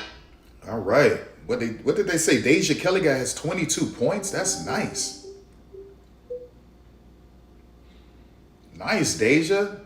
Defense on the backside. A little bit of mismatch there. They recognize where the mismatch was going to be. Just a little too aggressive there behind Allen. Yeah, you got to put this game away, Mystics. It's clear they're cheating. Put it away. That of no fault to themselves, players just kind of collide off of them. I'm not sure if that's what happened there. There you go. There you go. And she was able to shoot those threes at Stanford a little bit too, and at USC. So there you go. There you go. Bury him. Bury him. Bury him. Bury him. Don't let the league, the powers that be, and the referees who are facilitating orders, don't let them get away with it. Bury this team. Shame on the Fever front office. Shame on Stephanie White for agreeing to these trash, to the trash person, to the roster. Shame on Caitlin Clark for agreeing to this trash roster. Shame on Caitlin Clark for not working on her game in the offseason and only settling to be with Team USA, playing against trash opponents like Senegal and freaking Puerto Rico and Italy. Shame. 2 years in a row, she wouldn't play off-season basketball to get better. Shame on Caitlin Clark. Shame on Aaliyah Boston for 2 years in a row playing in Unrivaled where nothing is transferable to the WNBA. Shame on all of them. Shame on Lexi Hall for not trying to get better the last 2 years and running to Unrivaled, chasing that money instead of going to Athletes Unlimited or overseas. And worried about building her brand off of Caitlin Clark's clout. Shame on her. Shame on Sophie Cunningham figuring she didn't need to do any damn thing, really. I know she was recovering from injury, but still, Sophie should have been doing something once she fully recovered. She should have been doing something instead of just saying, all I need to do is just shoot corner threes. That's all I need to do is just shoot corner threes and I'll be just fine. That's not good enough because you recovered from that injury a little while ago. You could have been getting reps in other things, okay? And that's not what she was doing. So she's basic. She's a corner three, catching three, off a screen three shooter, trail three shooter. That's Sophie Cunningham, and she doesn't really give you anything else. Not much else. Shame on every last one of them, y'all. Shame on them all. And then also recovering to that 3-point line. Doesn't help that the NF Fever are ice cold right now, but they've got to be able to find ways to get it in there and stretch the floor. Look at that. Look at that. She's getting ready to push off, and she can't get what she wants. Told you, that's it. Just nothing. Just nothing. Just nothing. Maisha Hines-Allen is a career role player. A career role player. That's a foul, but they won't call it a career role player. A career role player. That's what that is. Drives on Citron. Clark. Told you nothing. Did she really think she was going to score on Sonia Citron? Seriously, stop it. Cut it out. Look at Lexi. Stole $1.4 million. Lexi stole $1.4 million, y'all. Yeah, that's her game. Lexi is a better mid-range shooter than she is a three-point shooter. That's really her game. Crazy. That look at her looking at the referee saying, she hit me in my mouth. Y'all seen Caitlin Clark? Stop. She's basic, y'all. These people are trying to sell you on a basic chick. What are you talking about? I exposed her. Nice off the glass look, just like she wanted it. And Prosper called for. Right, so you're dealing with inflated numbers. So by the end of the game, you'll say, well, Caitlin had 15, 17 points. And then you look up and she shot a bunch of free throws because the referees put him at the free throw line by putting the fever in the bonus. Right? Inflation. These are inflated stats. Inflated stats. And then her sycophants will try to dress it up like it was like, oh, you know, Caitlin, man, Caitlin this, Caitlin that. No, I will expose her. Now, there are some racist white people and some sellout black people and other races who are a bunch of lames trying to protect her image.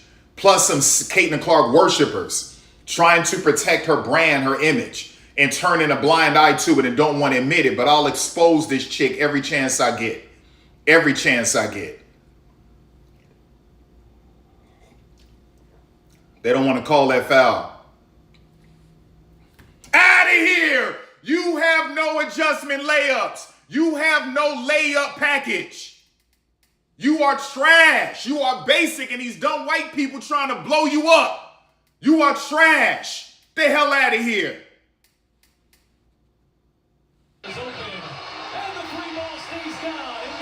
Finally, Lexi did something with that $1.4 million. Final few seconds here. Baylor never saw it. Let's go. Expose them every time. Expose them every time. I'm calling it out. And if this hurts your feelings, I don't give a damn. This isn't a CC worship channel. I don't give a damn. If you unsubscribe, I don't give a damn because I'll be streaming Chicago, Scott Phoenix, and I'll get those numbers right back. Tenfold. Let's go. Let me check on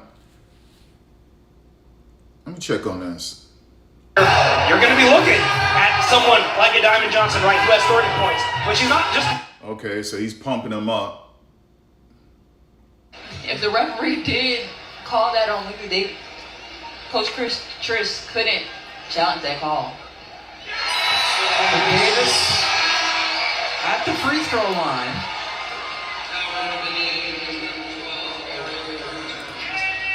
Run back in after a brief rest.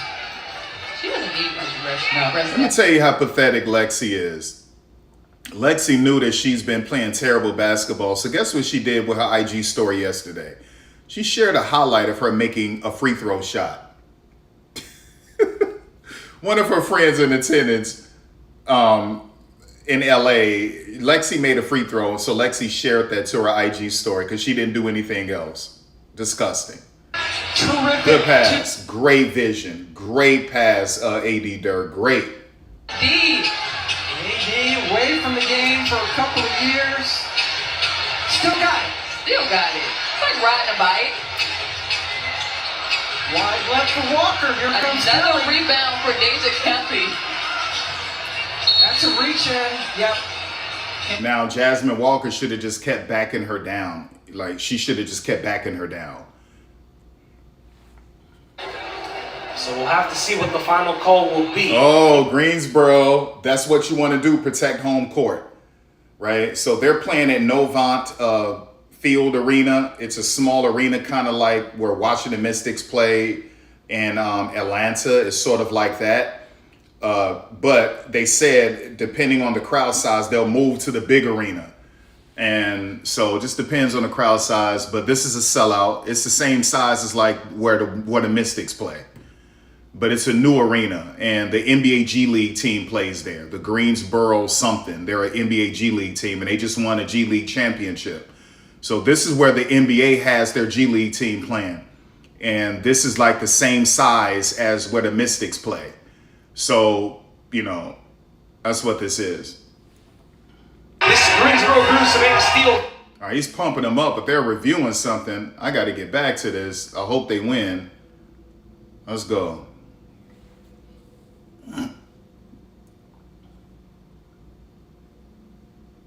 Hall 3 about how do you get this game back in the fourth quarter? It's just our... Yeah, man. Only 12 points inside the paint. How do you get more of a presence inside? Kicking the... Basic. If you are the Fever, where does this comeback begin? Make it simple. Start on the defensive end. Basic. Moving with the purpose. Look at that, 36 paint points to only 12. Then offensively, you got to knock down shots. And I know they're not out there to miss, but someone's got to get hot and see if they can lead their team. Look at all of these role players. 5 role players on the court. 5 role players on the court. 5 role players on the court. 5 role players on the court, y'all. For the Fever. 5. That's a foul. What? They finally did something nice for the Mystics? All the Fever have been doing is fouling the Mystics. Nasty. Yep, hands high or not, you got to be set. Nothing. Stop doing that. That was clearly a moving screen. You were not set, and you weren't trying to set a drag screen in transition. Cut it out. Austin inside on Clark. Austin ready to give help. McMahon spins. There you go. Punish him. I told y'all, Monique Billings is a role player, y'all. She's always been a role player. She just improved her game with the corner 3. She was never a defender. Never. They could have got her for that foul too. But they didn't call that. Outside, and he's hit a couple already early. The third one. It's amazing her ability to single. All right, come on, let's go. Something, anything. Arianfeld misses. Here's Clark in transition where she's most dangerous. Putting on the moves. Amar sticks with her. Clark. Bullseye. And that's what it is. She had to hide behind that screen. She had to hide behind that screen, baby. She had to hide behind that screen. He said this game is far from over. You better buckle up. 2 threes in the first quarter. Big ball. Big ball on Hines out to start the fourth. Coming in. That one right there, that first one was, okay, I got it. This one here might have been a bit of a heat check. It was pressured, but that's a game right there. She is 4 of 9 from the 3-point line, 0 of 8 inside the arc. That's kind of been the opposite of her story so far this season. That's a foul, right? And that's because Caitlin is basic. On the inside, she's basic. On the outside, she's predictable. So you have to hide her behind screens. She can't get it off the dribble unless she's playing a trash on-ball defender. So all of those 2 threes came behind the screen. Basic. But this is like white people selling you on some trash white singer. This singer, and she can't really sing. But they love her because they love her personality and style. And then you get her out of the studio at a concert and she can't sing. And they're just trying to tell you she can sing, but she really can't sing. Look at that. Look at that. I told y'all, that's what they wanted. He should review that to really see was it a foul, but it's not. So you see them pumping it up. It's like, yeah, our white girl isn't trash. She's not trash. No, she can't sing. She can't dance. Right? She needs pyrotechnics. She needs AI. She needs something, an enhancement, right? Exposed. So those 2 threes came off of screens. She's 0 of 8 at the rim. She's getting exposed on defense. She's turning the ball over. I'm not impressed. You can't impress me on 2 threes off of screens. I'm not impressed. That knocks down the seconds. Indiana's pulled back within 4. That was their halftime deficit. They trailed by 14 late in the... All right, come on.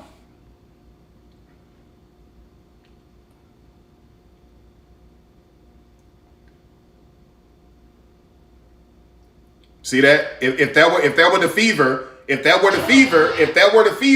they would have called that a foul. But I told you they're trying to make the Fever win. This is what it is, y'all. It's a dirty, corrupt business. That's a foul. That's a foul. That's a foul, y'all. But they're not going to give it to her. And that was a push-off from Monique Billings. I rate that this is not a transition take foul. And I got to say, I'm not sure I understand that either. Yeah. Washington will take a timeout. Yeah, take a timeout. Bury them. Don't give them any life. Don't give them any life. I mean, we're literally watching some trash white rapper and white people are blowing up and they're telling you that this guy can rap and he can't rap. But white people are blowing him up. And that's what it is, right? So anytime the white rapper says a good bar and it's really a trash bar, they'll blow it up and say it was an amazing, epic bar. That's what you witness with those 2 threes off of screens, right? So these are white people telling you this white woman is great and she's really trash. And then they get mad when you expose the white chick for being trash. And then black people get mad at it because they need her for clout. That's what it is.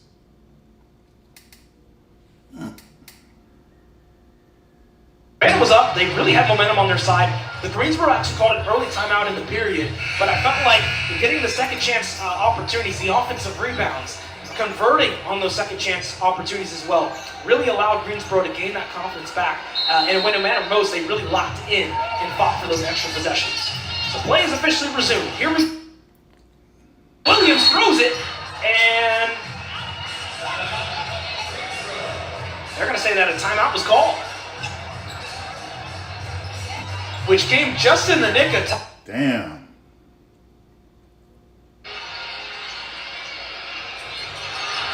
Big offensive rebound. Welch on her knees. Oh, Charlotte came back and got the lead. Contact with Hearn going for the steal is called for the foul. Deja Kelly's slow to get up, but she seems to be fine. Kelly played a lot of minutes tonight herself. This is what you want to see. 2 games, very competitive, high scores. The Greensboro Savannah game is in the 80s. This game is in the 90s. That's what you want to see. That's what you want to see. So they fought back hard and got the lead. Here's the hope in Jacksonville could somehow figure it out and get the win, but this is what you want to see. High scoring, very competitive.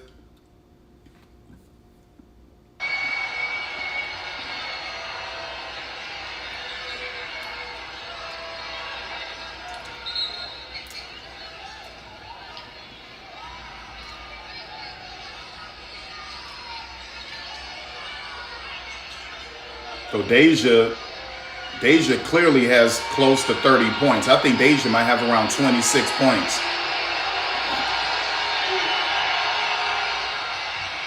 Kelly hits the first one.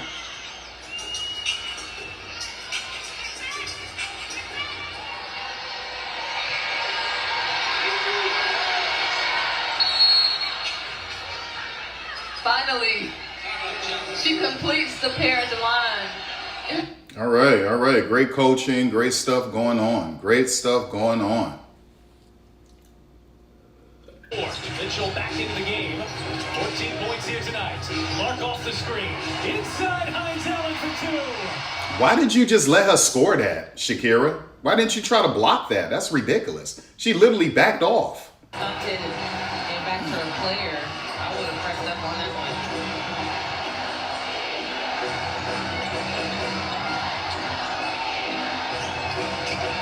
Deep inside, area fit had it knocked away. Working on Hines. Oh, you gotta finish that, baby. We have not seen a Leah Boston here in a little bit. Clark Circles around, fires away, and hits! Tie game. No, it isn't. Don't tell me he called timeout. A CC takeover at the moment, and she is red hot. And Indiana has taken their first lead since the second quarter. Citron driving on hole and drew the foul. That was such. There you go. There you go. They shouldn't have the lead. I mean, they were getting bailed out with fouls. Like, I'll never respect a game where I witnessed cheating left and right. That was the only true three she got. The only true three she got off the dribble. The only true one. The other ones hiding behind screens, right? I don't respect it. The only true one she got. That's the only true one. For Washington, an immediate response. This game was 67-53, so it was a 17-2 blitz by Indiana. It wasn't a 17-2 blitz by Indiana. It was a 17-2 blitz by the referees. What are you talking about? Out for the remainder of the game with a lower leg injury. No information at this time, but she will not return in these final 6.5 minutes. She has been dealing with a lower leg injury. Now dates back to her play in Unrivaled, so that's certainly not. So there's Aaliyah Boston. There's Aaliyah Boston. Trash. In the lead back. Clark, step back. Nope, chick. Nope, chick. Thought you was about to get that foul. Didn't work. You're going to keep doing that dumb stuff, and then your percentage is going to be trash again. Strong, I'll tell you what, Hines Allen really has a battle on her. Keep playing games with those threes and watch you start breaking them, and then that percentage is trash again. You're going to look real stupid. And then they got the pick little highlights from you where you look decent. In a major organization for what she brings, experience and some leadership. And now with the lead Boston being down, she's going to have to fill some big shoes here. Mitchell, back for Clark, off a double screen. Mitchell is open, extra pass deflected. Good hands there by Citron.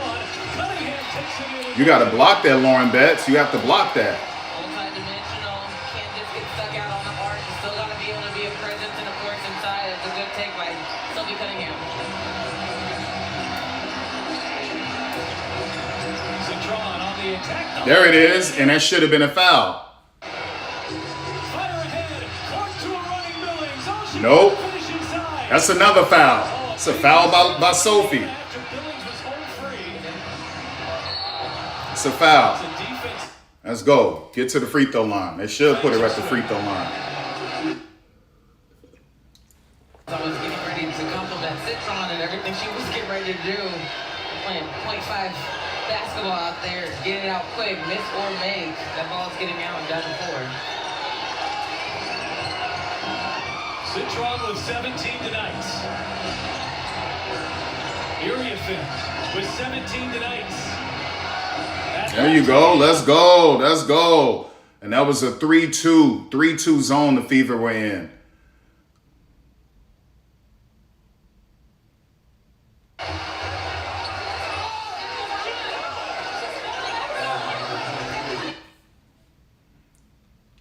Shot a regular shot yet. I mean, can we go back a little bit just to see if... All right, come on. Because I don't think... Every single shot she has made has been extremely difficult. Mitchell, catch and shoot. Let's go. All of a sudden getting great looks. Haven't been able to make the last 2-3, 2-3 zone, 2-3 flat. Citron on the Good drive. pass. Dribble out. Billings gives help. Prosper missing on the first. That's not Prosper's game. Not in the pros. Not just yet. She still will have to work on that. She's waiting for a little dive cut. And she didn't want to foul. Okay. And that was the same bag as Park runs back with their arms flaring up, trying to get this crowd on their feet. Mark overplayed the McMahon pass. McMahon can't pay her off. Out of bounds, off of Indiana.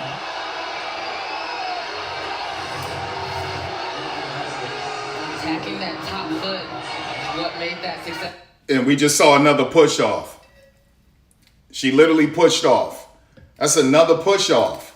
But they're not going to call it. without Aaliyah Boston. So far, pretty good, but Boston has sat the last few minutes. Smelling blood in the water. Citron thought about the three. Drives. Here is Austin on Billings. That's a foul. Billings played that exceptionally well. Clark. Oh, beautiful find. Mitchell finishes. The no-look pass and the no-look shot. That duo there. We're watching a highway robbery, y'all. We're watching a highway robbery. I mean, just totally not giving the Fever Washington these calls like crazy. Clean it up. Washington back in the lead. We go back and forth. Their final 4 minutes.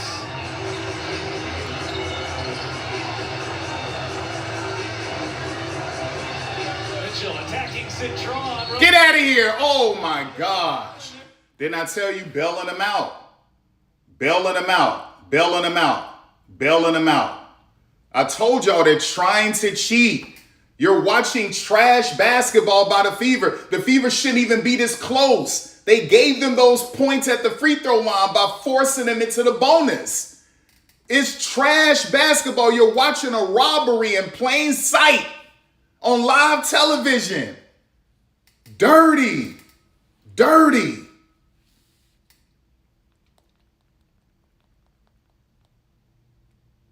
And that's why with this game, I'm not supporting the Fever this game, even though that's my team.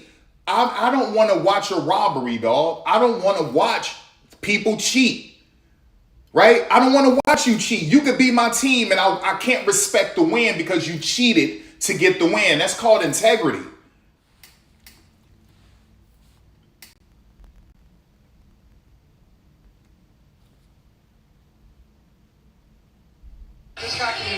Oh, they lost. Charlotte got the dub, but still, it was a great crowd. 15 rebounds and 8 assists. Wow. For Deja Kelly, who will be joining us momentarily.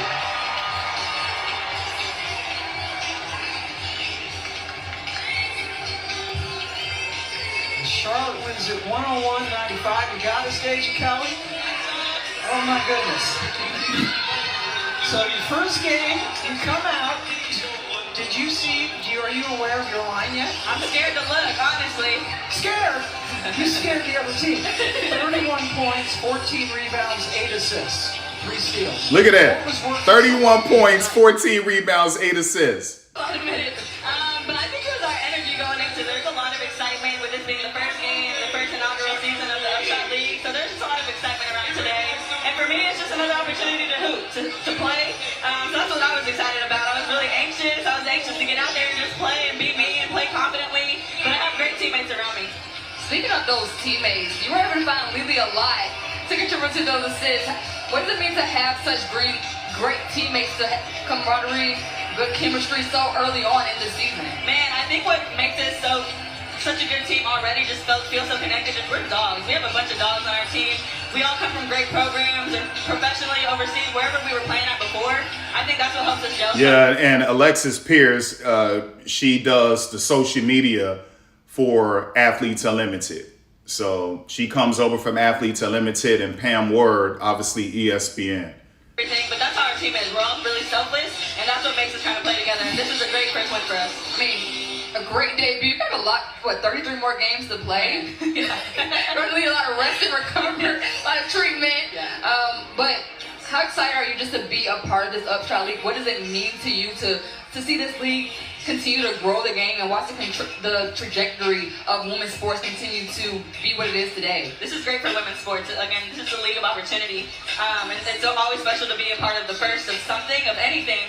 So for us to be the first, this is a great crowd, a great showing in Jacksonville. I think we're excited to get back home and play our home opener in front of the Charlotte fans. But this is a phenomenal league. I'm really blessed to be a part of it. I'm blessed to have an opportunity just to play. And so is everyone else. Everyone's really grateful to be here. We're excited to continue to hoop throughout the summer and put on a show for fans that show up and show out. Awesome. Yeah, and you certainly did that. You're down by 12 in this game in the second quarter. They're hitting threes like, man, lights out. What turned this game around? All right, let me get back to it. So Greensboro won their game. Let's get back.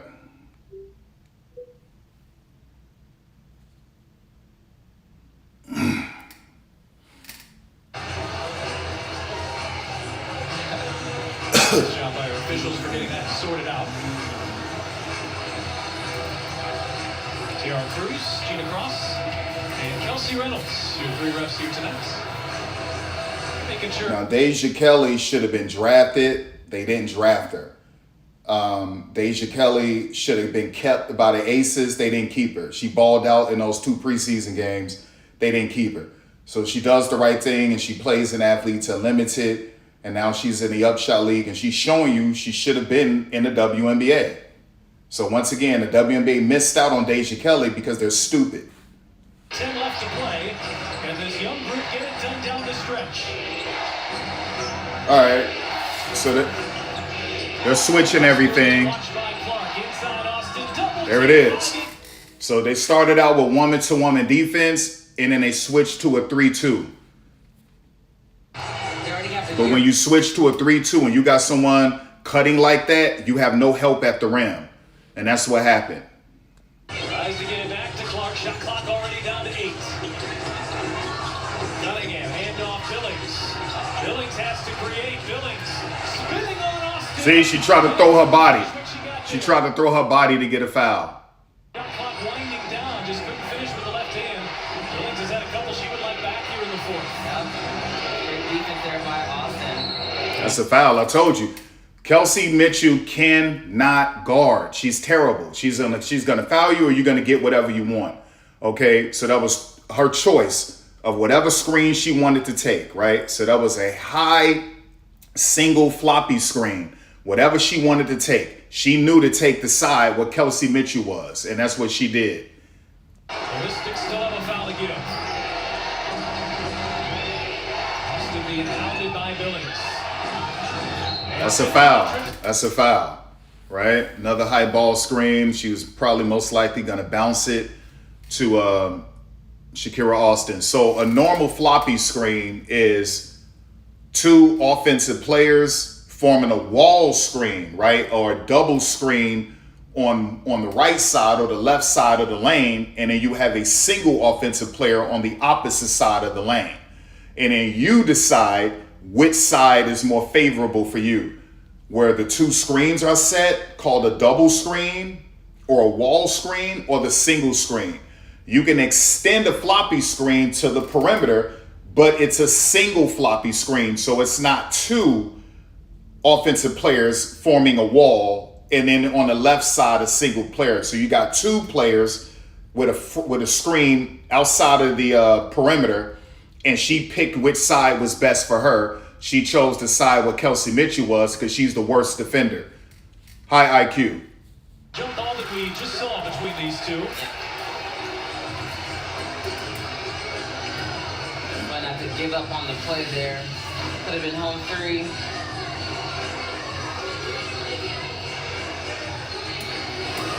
Well, these are pivotal possessions. Now, those are 2 athletic women, except Shakira is 6'5". She looked like she's 6'6". Monique is listed as 6'4", but right now Monique looks 6'3". So once again, these people be lying about these heights.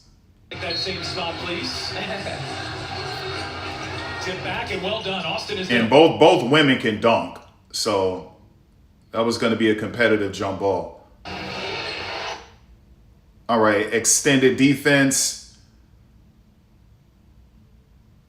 They're playing woman to woman. Should have went to the free throw line. There you go. There you go. That's what it is. Like, they should have blown y'all out. They say they was favoring y'all and forced y'all in a bonus to get the score to what it is right now. Y'all should have got blown out. Yeah, I'm an Indiana Fever fan, but I'm not a fan of cheaters. I don't respect cheaters. I don't respect when I'm watching a team get robbed. Play it fair, play it straight up, call it straight up. You don't have to cheat. You don't have to cheat. You understand? You do not have to cheat. I don't respect that. I don't respect it. So when I see you cheating like that, if my team wins, then I know we won because it wasn't a real win. It was inflated. It was cheating. We won because they cheated. I don't respect wins like that. I can't respect the win when it's clear that we were given a solid by the officials. You understand what I'm saying? It looks good at the end of the season, but that win has an asterisk next to it because the Washington Mystics were robbed, or a team was robbed in order for my team to get that dub. So for me, that dub has an asterisk next to it. I'm not mad that we have a winning record. I just recognize certain dubs have asterisks next to it. And so that's inflated. And I don't respect wins like that. No matter if you're my team or not. I'm going to call it out. And that's what it is. I'm also not a Caitlin Clark fan. I'm the original one that ever made Caitlin Clark content. Okay, so I'm the original one that ever was making Caitlin. But Caitlin Clark is a terrible person, terrible character. And she's a trash basketball player in the pros because she doesn't want to do anything in the offseason to improve her game.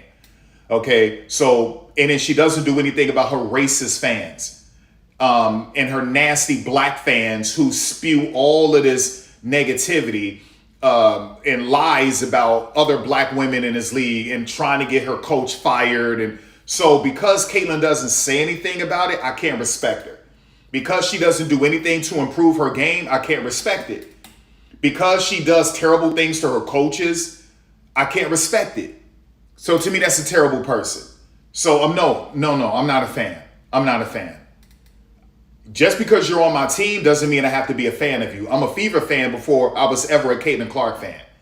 So my Jacksonville Jaguars, I'm not a Trevor Lawrence fan. Now he's starting to become better, and but I'm still not really a Trevor Lawrence fan, but I'm a Jaguars fan.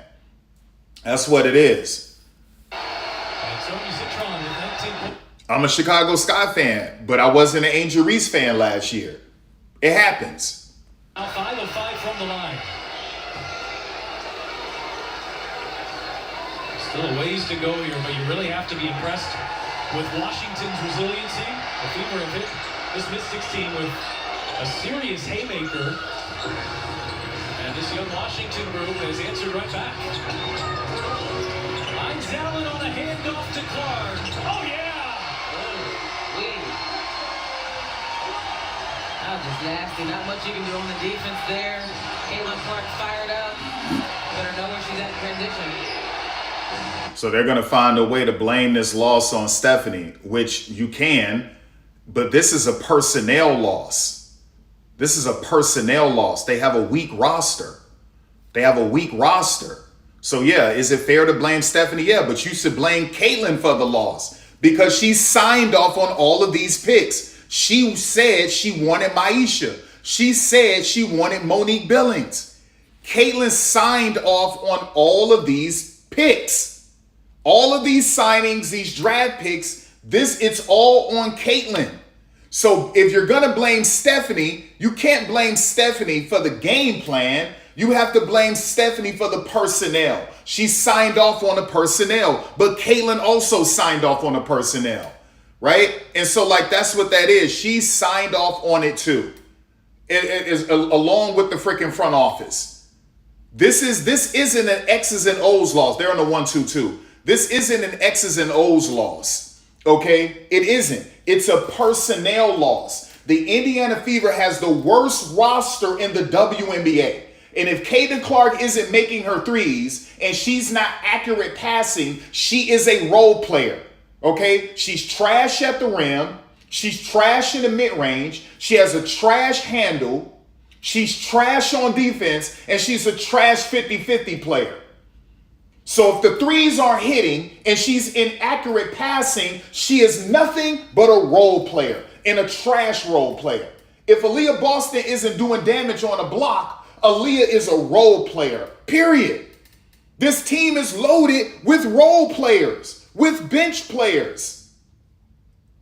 And they tried to build it to fit Caitlin Clark Iowa style. Iowa filled with a bunch of role players. Okay. Caitlin is running everything. At times give her a break by playing her off the ball. But it's going to be like Iowa and everybody is going to run. That's college. That's not the pros. What are you doing? She's trying to get another three. Allen takes it at area fit. A fake. Can't finish.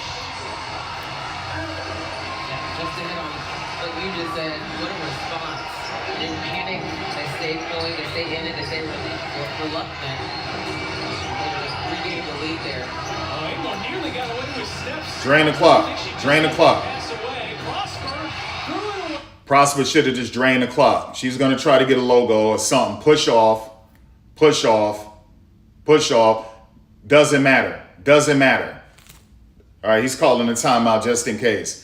Yeah, that's on Kassan. See, now that's Sydney Johnson's fault. That's a bad game management. That's bad game management.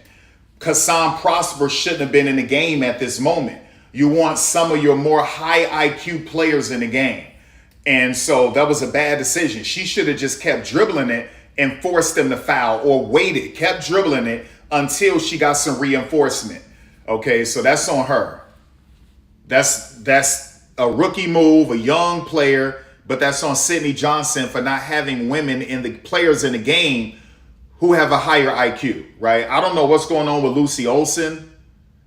I didn't see her. Maybe she's not playing today. I would have liked to see him having Cody. I would have liked to see him having maybe Angela Dugalich, something like that. Like, put in a player where their IQ is a lot better than Kassan Prosper for that moment. That's a big moment. You want to have your smarter players in the game. Okay, and so that time, that was on Sydney. That was a poor game management decision. There are 4 traits that makes up a great head coach. All right? Whiteboard, X's and O's, motivational, being able to pull your team out of a funk, motivational, okay? Prep, film study, preparation, on the court, practicing, scouting, and in game management, substitution, rotation, minute allocation, knowing when to call a timeout, stopping momentum, all of these different things, challenges, working the referees. So for game management, Sydney messed up. Kassan Prosper should have been in the game. He got her in the game because of her defense, but in that moment, that shouldn't have happened. So now he's still trusting her. So this is about culture, him building confidence. And first, Sydney Johnson wisely took a timeout as he had his center in a world of... No, he said reset. And that's smart. That's what you're supposed to do. If you only have one true timeout left, do your reset timeout and save the other timeout. Oh, wait a second. Did they charge him with a full timeout? Here from Indy. Jimmy, we need... Did they charge him with a full timeout? He just said reset. Okay. Yeah, that's what that is. So, yeah, that was on Sydney. That was on Sydney, right? That was on Sydney. So when you judge a player, man, you gotta, let me tell you something. There's 4 phases to basketball: offense, defense, 50-50, and transition. 4 phases, okay? When you're looking at someone like Aaliyah Boston and Caitlin Clark, Sophie Cunningham, Lexi Hall, are they great in all 4 phases? Or how many phases are they great at, or are they good at? And then you start looking at what are they doing in the off season, right? How are they in games when things are tight? All right. Are they good communicators? Are they pliable to coaching? Things like that. You have to pay attention. And then you can make a more accurate assessment, judgment on a player. Going to have to begin on the defensive end. Washington has had a great night offensively. Shakira Austin dominated the first half. Kiki Irian has been dominant in the second half. Fortuna has 76 on, and Amor has organized everything nicely here tonight for the Mystics.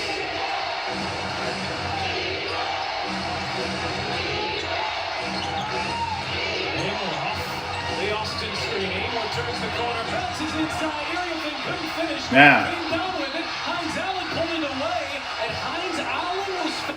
Now, you can't say that wasn't a foul. They fouled the Mystics, but they didn't call it. Now, you got to make that initial layup. You have to. You got to make that shot at the rim. You can't miss that. So we've seen 2. Who was that? Kiki? Yeah, we've seen Kiki miss 2. We've seen Kiki miss 2. Like, you can't do that. She missed one earlier on the right side of the rim, and then she just missed that one on the left side of the rim. You can't do that, right? So we saw Kassan Prosper make a mental error, and we saw Kiki blow a clean one, point blank range. And that's the second time she blew one point blank range. So now it's clear the Fever has to foul. Or they're going to tell her to miss this so they can try to get the rebound? That's crazy. That's risky. That's risky. They're paying this chick over what, $500,000 for 5 points. Still have their timeout. She does just that. 2 big free throws for a free agent. All right, let's go. So they have to foul. Now she's trying to see if they can get a 5-second violation. So they're going to do everything they can to get a 5-second violation. If they can't, they got to do an immediate foul. And they're hoping that it's Shakira Austin that catches it and not Georgia Amore or Sonia Citron. Throw it in anyway, Kassan. Foul. So they didn't want Sonya getting it. They didn't want Georgia Amore getting it. They would like for it to be Kassan well, it couldn't be her, but for it to be Shakira or Kiki, but not, they didn't want that to be Sonya or Georgia Amore. All for twos, 1 for 3. And so that's what that is. The problem is that if she, they don't have,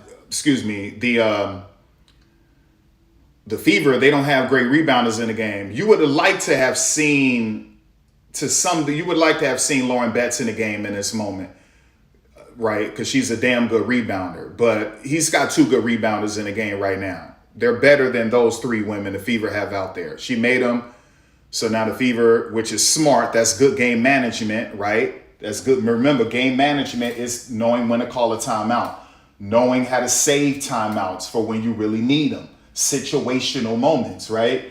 So you got to give Stephanie credit. She was able to manage to save that timeout for a situational moment like this. You're down by 3. You were able to call a timeout. You got 5 seconds left. They're going to draw up a 3-point shot for either Caitlin or Kelsey Mitchell, and that's what it is, right?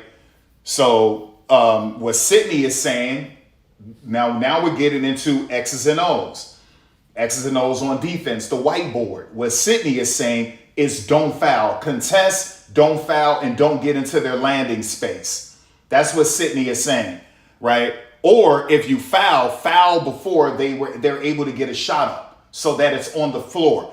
No. That way they get to go to the free throw line because they're in a bonus, right? So quick foul before they can put up a shot. That way they can only get 2 shots up at the free throw line.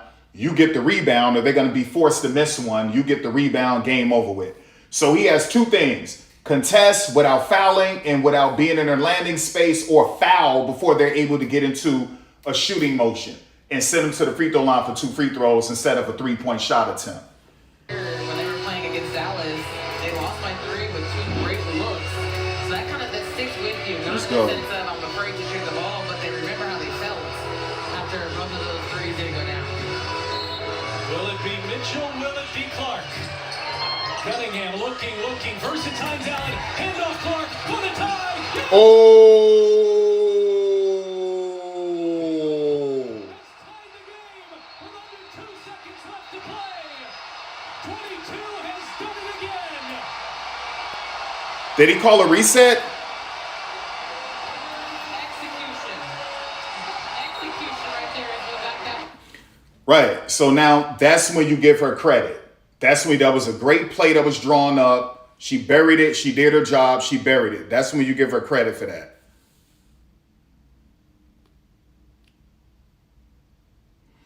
They should have just blitzed her. They should have really, they should have just fouled it immediately. They should have fouled Maisha Hines-Allen.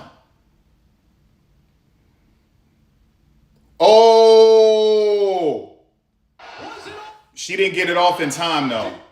I don't think she got it off in time.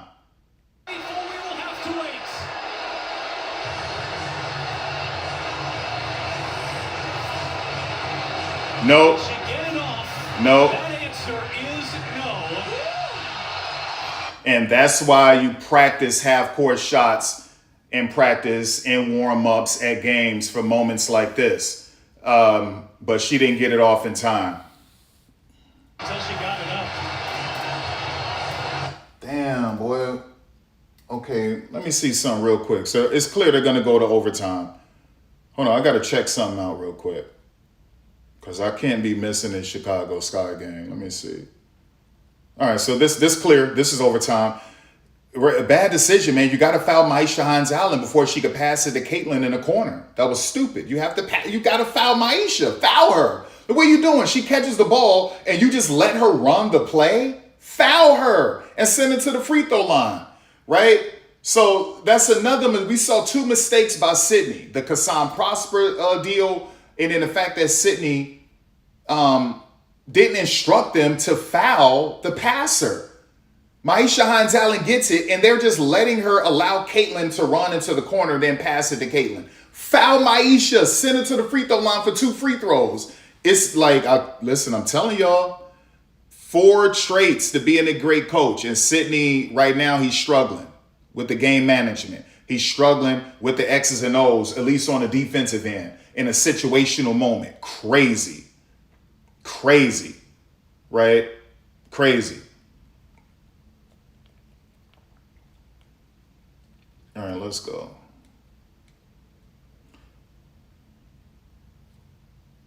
And Kiki is feeling silly because Kiki is feeling crazy because she missed that point blank range shot. If you make the point blank range shot, none of that matters.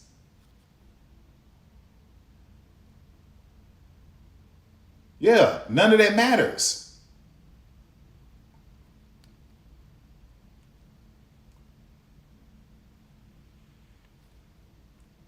Late.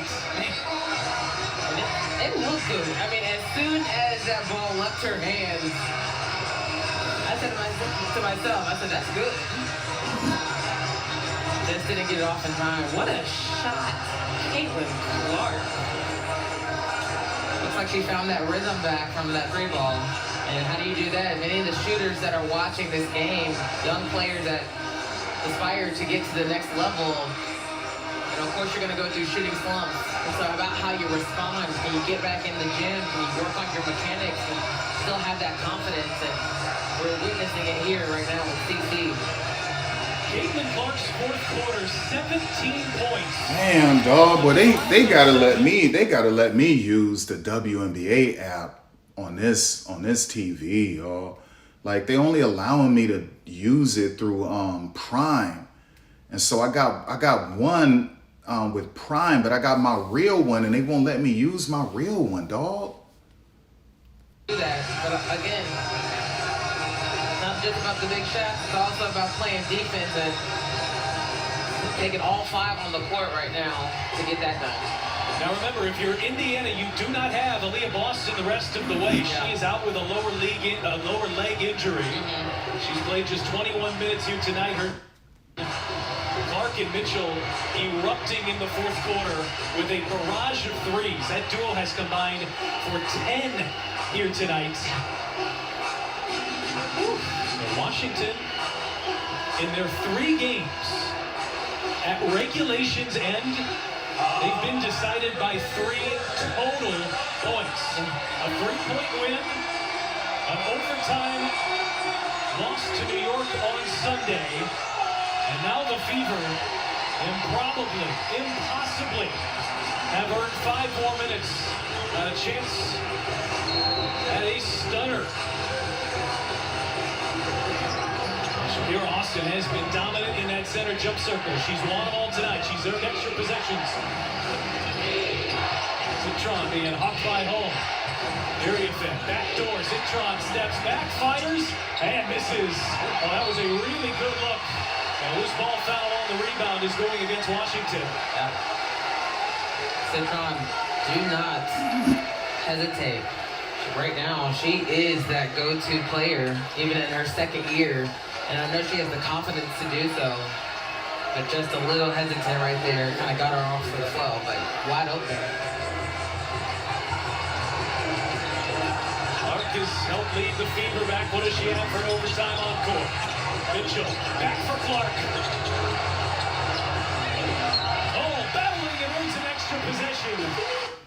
Oh, do no. She's going to kill her 3-point percentage. Now, you'll remember the good threes, but once again, she's trying to pick up the overall 3-point percentage so far for the season because she came in at 18%. But that's going to take a while before that happens. Because she was looking for a cutter. Now again, the Washington Mystics, their defense was so good for most of this game because they were clogging the paint. They've gone away from that. Citron on the drive, gets to the rim. Well, pushing ahead, Lexi Hall fire away. She misses on a three. Indiana did not have bodies down there to rebound, so they are quickly one and done.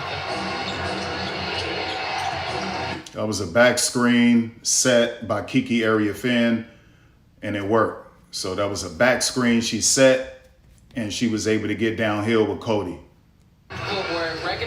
That's a drag screen at the top by Monique Billings. They're playing woman-to-woman defense, switch everything.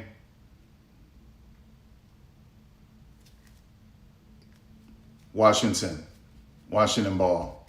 Let's go. Let's go. The talent will always win out. Now, it's up to Sydney not to do something stupid. If Sydney doesn't screw it up, Washington should win this game. All right. There it is. So that was a high 1-2-2 with woman-to-woman principles. And she took advantage of that because they switched it up.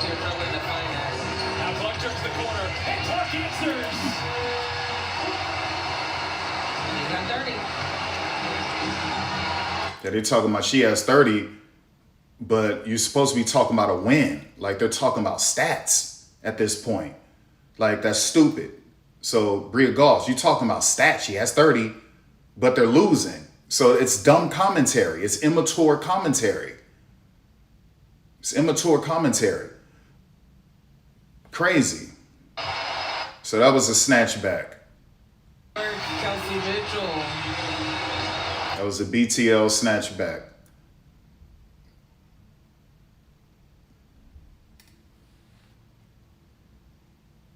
Let's go.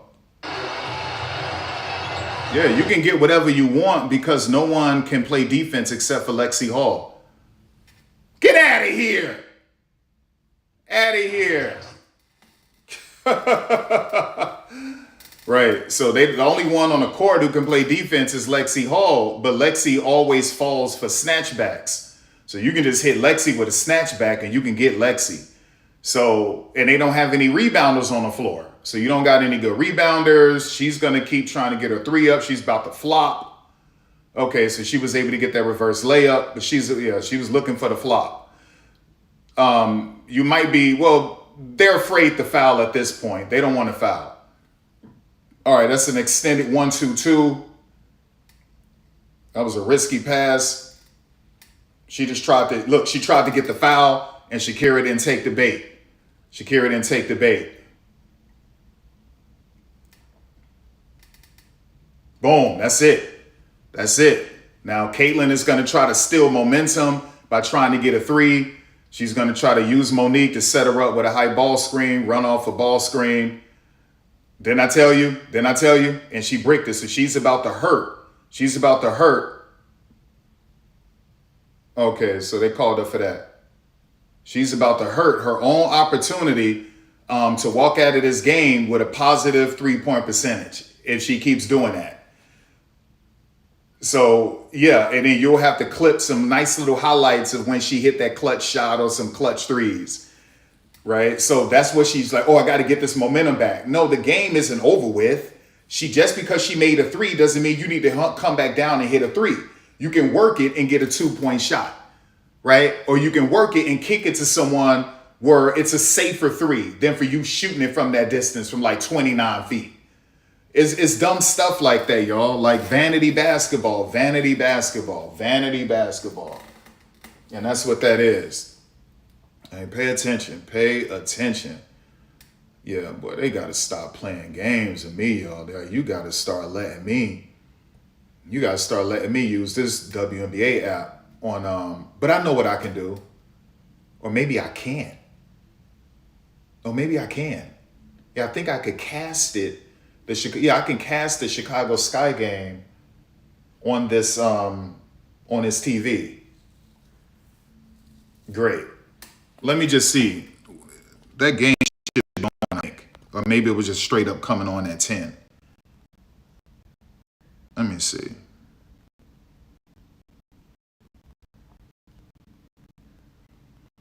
All right, it's still a commercial. Hurry up. Come on, load up. Get going. All right, it comes on. All right, it comes on at 10.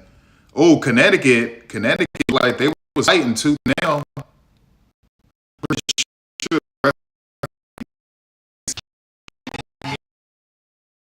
Executed such a high level on the offensive end of the floor. And the Fever are down 2 possessions here with just under 90 seconds to play. All right, that was what that was. What that was is that was a stagger at the top and to a split. And so that's what you saw. That was a travel. That chick traveled. That chick traveled. Did y'all just see her travel and they didn't call it? That chick literally took 2 steps before she put the ball down. That chick took 2. But watch this, y'all. Look. Give it back to her before she put the ball down. Oh, okay. All right. I swear it looked like I saw that chick travel, but she was able to do that. That'd be her 5th. How? So they're saying she was shooting? What?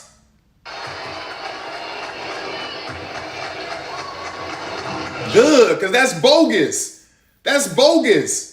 That's bogus. That chick was not shooting.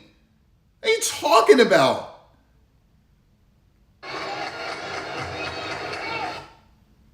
Good.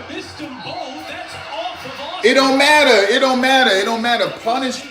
It doesn't matter. Punish these referees for that. I don't care. That chick was not shooting. She was about to, but she didn't actually get into that rhythm. What, like, you're not gonna call that? And look, another brick. So that's 3 missed threes in overtime. So that 3-point percentage is going right back down. Right back down. That's a high extended 1-2-2. Now they're trapping. They're playing woman to woman. And that's what that is. Look at that. Calling a travel. Look, they're trying to, y'all. They're trying so bad. They're trying. Look at these referees. They're trying so bad, y'all. You got to understand, you're up by 5. Just dribble the basketball out. Move the basketball from side to side. There's no need for you to attack right now because you're up by 5 points with like a minute left. So Sydney Johnson, once again, it's about game management. What are you doing? Tell them to dribble the air out of the ball for right now. There's no need for that. Yeah, go over the screen. There she is with a push off. She's pressing. She's pressing, but you gave it to the wrong player. Gave it to the look, bailing her out. Bailing them out. They're trying to get the Fever this win. Like you're witnessing a robbery. You're witnessing a theft. They're trying so hard, y'all. It's crazy. It is absolutely crazy. So yeah, once again, Sydney Johnson is doing silly stuff. Silly things. Okay, actually, I thought he was up by 5. But yeah, doing silly things, man. Just tell them to dribble the ball. Dribble the ball, dribble the ball, dribble the ball, pass the ball, run down the clock until like it's 10 seconds left, and then start to attack. That's all you have to do. It's real simple. It's just ridiculous, dog. Shoot 2.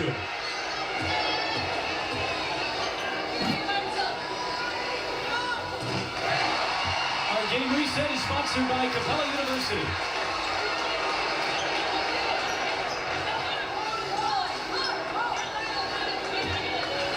On a night where it felt like defense was the story for so much of it.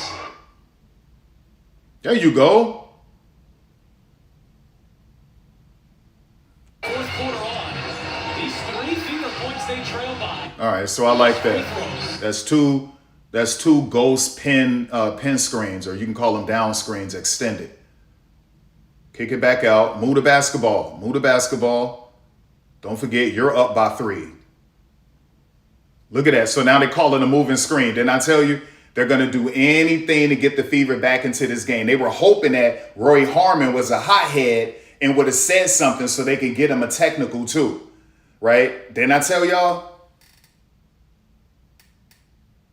Right? Now, what she said, I don't know from that angle. You should get a better angle so we can see what she really said. Did she move or something like that? But they're trying everything. They're trying everything to get this fever, this dub, y'all. And you're witnessing it. You're witnessing it. There's 68. Like, crazy, man. Crazy. It's a disgusting situation when you have to see stuff like that. And Michaela Onyenwere, why isn't she playing? Right? They could really use her. The whole offseason, you were a freaking assistant coach. How are you injured? How are you injured? Explain that one. And where's Lucy Olsen? I didn't know that Lucy Olsen was injured. Like, where's Lucy Olsen? And I got to be honest with you, like, you have to understand how they're cheating for the Fever as a coach. Rory, if you could set that screen, but it should be a goal screen. All she needed was a goal screen. That was it. She didn't need to actually set it. She just needed a goal screen. And, you know, you have to understand how they're calling these games. They're trying to get the Fever a win, y'all. And so, yeah, they're going to call screens. When they're solid, they're going to say they're illegal. When they're solid, they're going to say it was a moving screen. Okay? Right? So, like, be smart. Set goal screens. Don't do anything solid right now. They're trying to get the Fever a win. They've been doing this since the freaking third quarter. And look at her. She wants to be a hero. Missed it. Get the rebound. That's a foul. Force them to call it. And all don't do it, just dribble the clock, dribble the ball out, hold it, force them to foul you, go to the free throw line, make your 2 free throws, game over with. Right? The only reason why it was in overtime is because the referee started cheating in the third quarter and forced the Fever into the bonus. This game should have been over with a long time ago. The Fever should have got beat by 12 points. The Fever should have got blown out. The referees facilitated all of that. Disgusting.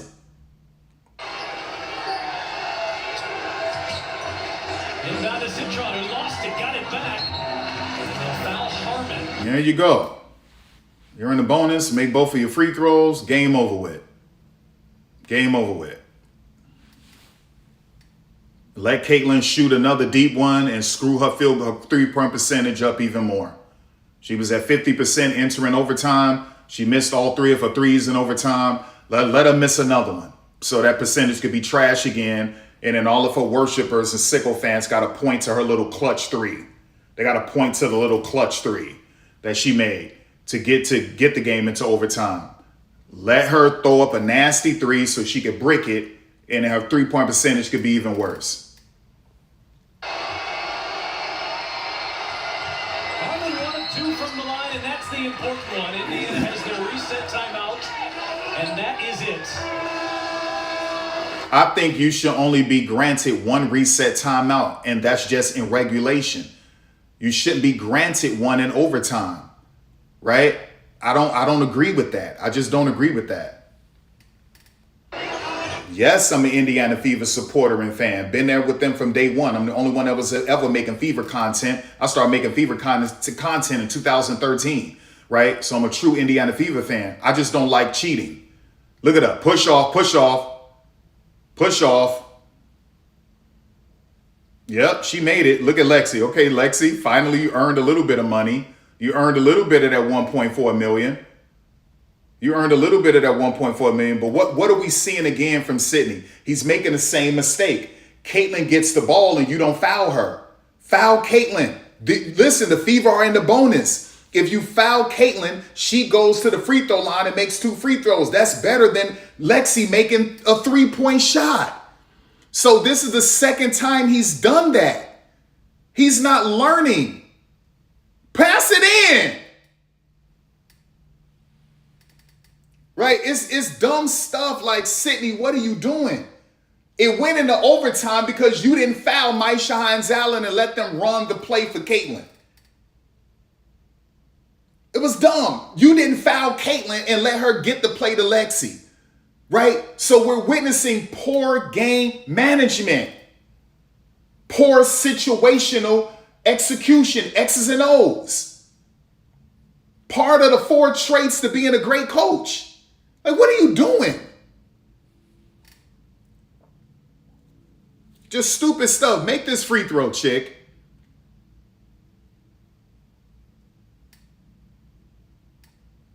Crazy, y'all. Just crazy.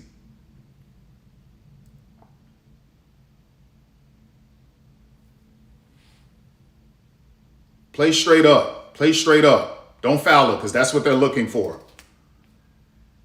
Nope. Get the F out of here. Get the F out of here. Go home. Go to your little luxury apartments that's fully furnished and paid for by the WNBA. You little girls. Go back to your luxury apartments where you don't pay rent. You don't pay utilities. You don't even pay for your furniture. Your car, 8 times out of 10, is a rental the WNBA pays for. Go back to your luxury apartments. Get the hell out of here. I do not respect what the front office did with this trash roster. I do not respect Caitlin Clark agreeing to every transaction. I do not respect Caitlin Clark not working on her game for 2 years in a row in the offseason. I do not respect Aaliyah Boston not working on her game, instead running to Unrivaled where nothing is transferable to 5x5. I do not respect Lexi Hall chasing money and not working on her game in the offseason instead of running to Unrivaled where nothing is transferable, right? And I do not respect these referees facilitating at the behest of what was ordered by the league and the powers that be to try to get this game to the Fever. I can't respect it. And who in the right mind thought that LA versus Toronto should be prime time on Ion instead of Chicago? Just dumb. Just absolutely dumb. All right. So let me do this. Let me see if they'll let me cast this. Y'all gotta let me cast this, man. Y'all gotta let me cast this.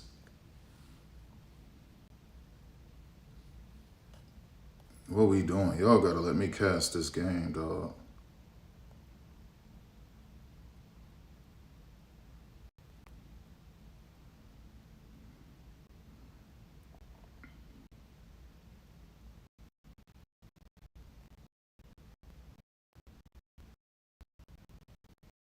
Let me cast.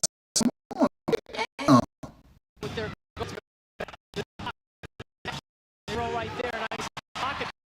My goodness, Phoenix's defense, an absolute point.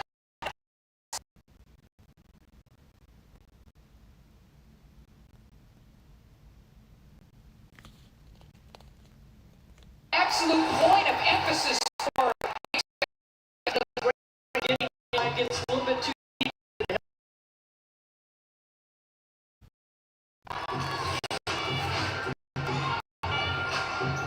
62 Mercury with the lead. 7:40 left to go in this first quarter. Brett Mortgage matchup center. Bonner pulling up. Look at that hustle play by Matt. Just better foot speed than Cardoso. And you just cannot talked about 3 and in 4 days might have been a little bit fatigued. Off that third.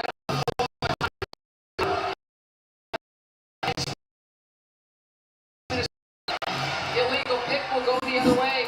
Chicago, they've got a tough. All right, so Phoenix runs a 4-out, 1-in, and also they'll use some 5-out as well. And so that's their offense. They're looking to drive into the paint and to spray. So that's called paint and spray. You drive into the paint, collapse the defense, pass the ball on the perimeter. That's all they want to do. And they do that with Alyssa. Right now they're in the 5-out. You defend the 5-out by playing woman to woman, which is what you just saw them do. Or you defend a 4-out one by playing matchup zone defense, preferably sagging off. And you can do that right now with the roster, with the personnel that they have in. That's a 2-3 matchup zone defense. That's great. Send Jaquez to the free throw line. So Phoenix is very predictable. All they're going to do is have Alyssa Thomas to drive and kick, or paint and spray, paint and spray. That's all they're going to do. Okay. If not, then you'll see them in a 5-out, and they're going to try to do a little cut, or maybe they'll do a little screen, or they're going to try to attack the woman-to-woman defense, or if you're on a 3-2 and they're still looking to kick. It's so damn simple. Right now, they don't really have anyone on the court who can get their own shot off the dribble, really, except for who was on the court with them? Nogic, she's all right. Kalia Copper, obviously. And like, that's what that is. So yeah, like that's what you're witnessing. That's what you're going to see. So with a 5-out, you need at least 4 of your players able to be good with ISO ability. So that's what that is. Yeah. So Phoenix is really, really predictable. Super predictable. I think they lost 2 games in a row, if I'm not mistaken. Yeah, Phoenix is really predictable.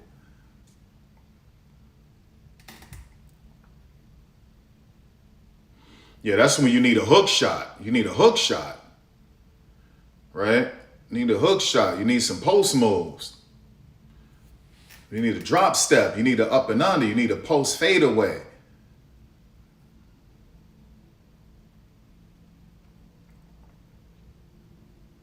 There it is. So Chicago should win this game. They just had a better roster from top to bottom, even though they're even missing 3 of their great players, Azura Stevens, Courtney Vandersloot, and Dejanay Carrington. They still have a better roster, period. So they just stay focused. Everything will be all right.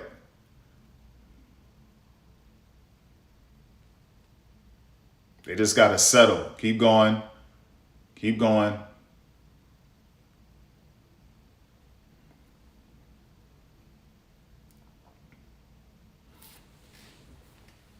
Are so quick. And she gets the ball down low. You think it's going to be up high, but she's so active with her hands and force Phoenix to miss that shot. Ayayi checking in for Phoenix. Yeah, they got the Frenchman in. She's finally ready to go. They wanted to rest her from coming from overseas. She can stretch the floor. She can shoot the 3. She can attack the basket. She's a good facilitator too. Right? So that's what they want to do. Drive and kick. So she's going to drive. If nothing is open on the wing, she's going to take it. That's if they don't collapse. You don't need to collapse on her, right? You would rather give up 2 than 3. Force her to go to the free throw line and make 2. Or you would rather see her make a layup than for her to kick on the perimeter and get a 3-point shot. They just want you to collapse. That's it. So she could kick it out on the perimeter. And that's all that's about. It's very predictable, very simple offense. Nothing complex about it.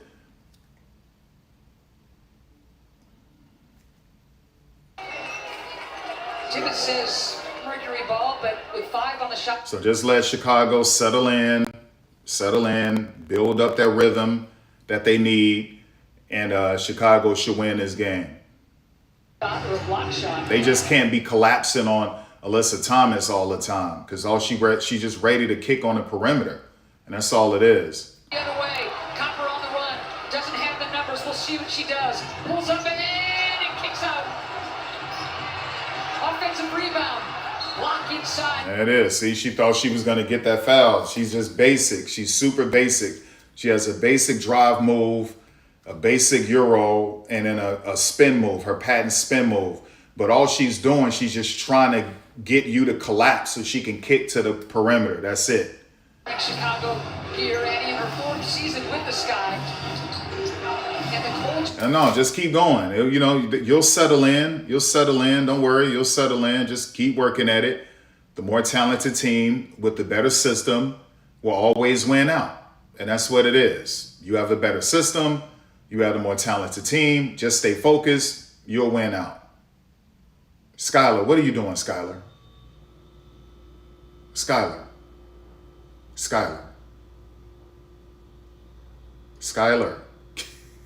What are you doing? What are you doing, Skylar? Come on now. Come on.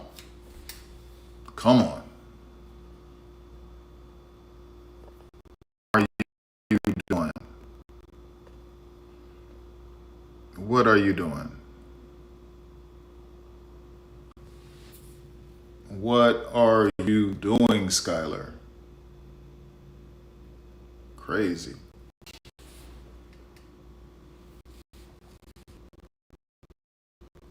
I need to freaking table with this. That's what I need to do.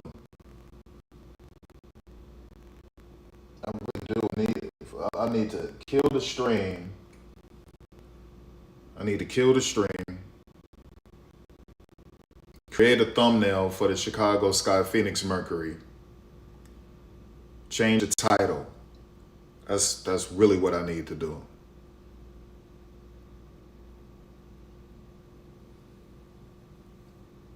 Right. So yeah, let me do that because that Fever game is done. Unless y'all see some comments from these ridiculous worshipers, y'all want to look at the comments. What is this?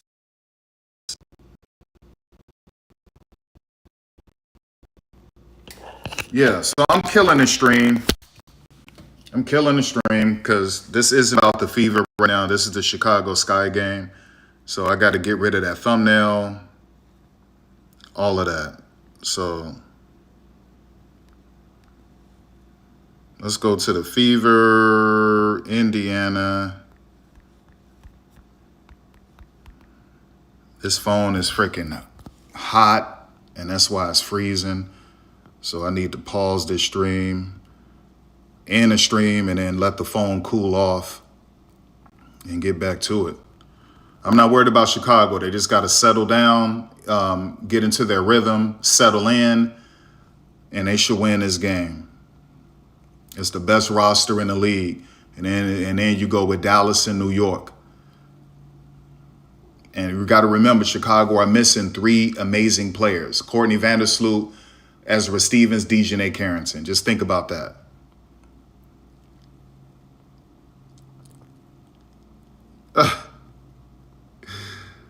Look at this. Look at this, y'all. Caitlin had 3 3-point shots, and she had a couple shots at the rim. What are you talking about? It's only 5 minutes. You wanted her to shoot 10 times in overtime? Come on, cut it out. Look at them. Fire Stephanie White. Clark put up 32 points, but she took the L. Let me do this. The story is this chick was 35% from the field. She shot 28 times and was 35, y'all. Inefficient. Plus she had 4 turnovers. Inefficient. Like, that's the real story. And she was getting chopped up on defense. Kelsey Mitchell, 40% trash, 50 from 3. That's good. Yeah, this is bad. Aaliyah Boston played 20 minutes and wasn't doing anything in those 20 minutes, 37%. Knew she was trash and started blaming it on an injury. Lexi Hall stepped up, but you're paying her $1.4 million. You're supposed to get 12 points out of Lexi, not 9. You're paying Maisha Hines-Allen a lot of money, and that's not good enough. Yeah, this is a terrible roster. Your first round pick only played 4 minutes. You needed someone to stop Sonia Citron, but you was like, okay, well, wait a second. We need offense too, so I don't trust Raven on the offense, even though Sonia and Georgia Amar are doing whatever they want to do. Instead of you putting in your lockdown defender, you decide to keep in Caitlin, who is pure trash on defense, and Kelsey Mitchell, who is also pure trash on defense. Right? And thought Lexi would be able to hold everyone down. It was just dumb stuff. So this L is on Caitlin. This L is on Kelsey for being terrible on defense and for having an overall terrible field goal percentage. Right? It's on Aaliyah Boston. It's on the whole roster. It's on Stephanie White. It's on the front office. And that's what it is. Chick, you should have put in your lockdown defender. And that's why Georgia Amore and that's why Sonia Citron was freaking chopping y'all chicks up. Because your number one draft, your freaking first round draft pick was on the bench and only played 4 minutes because you were concerned about 3-point shooting. You wanted some threes and didn't trust her to make threes.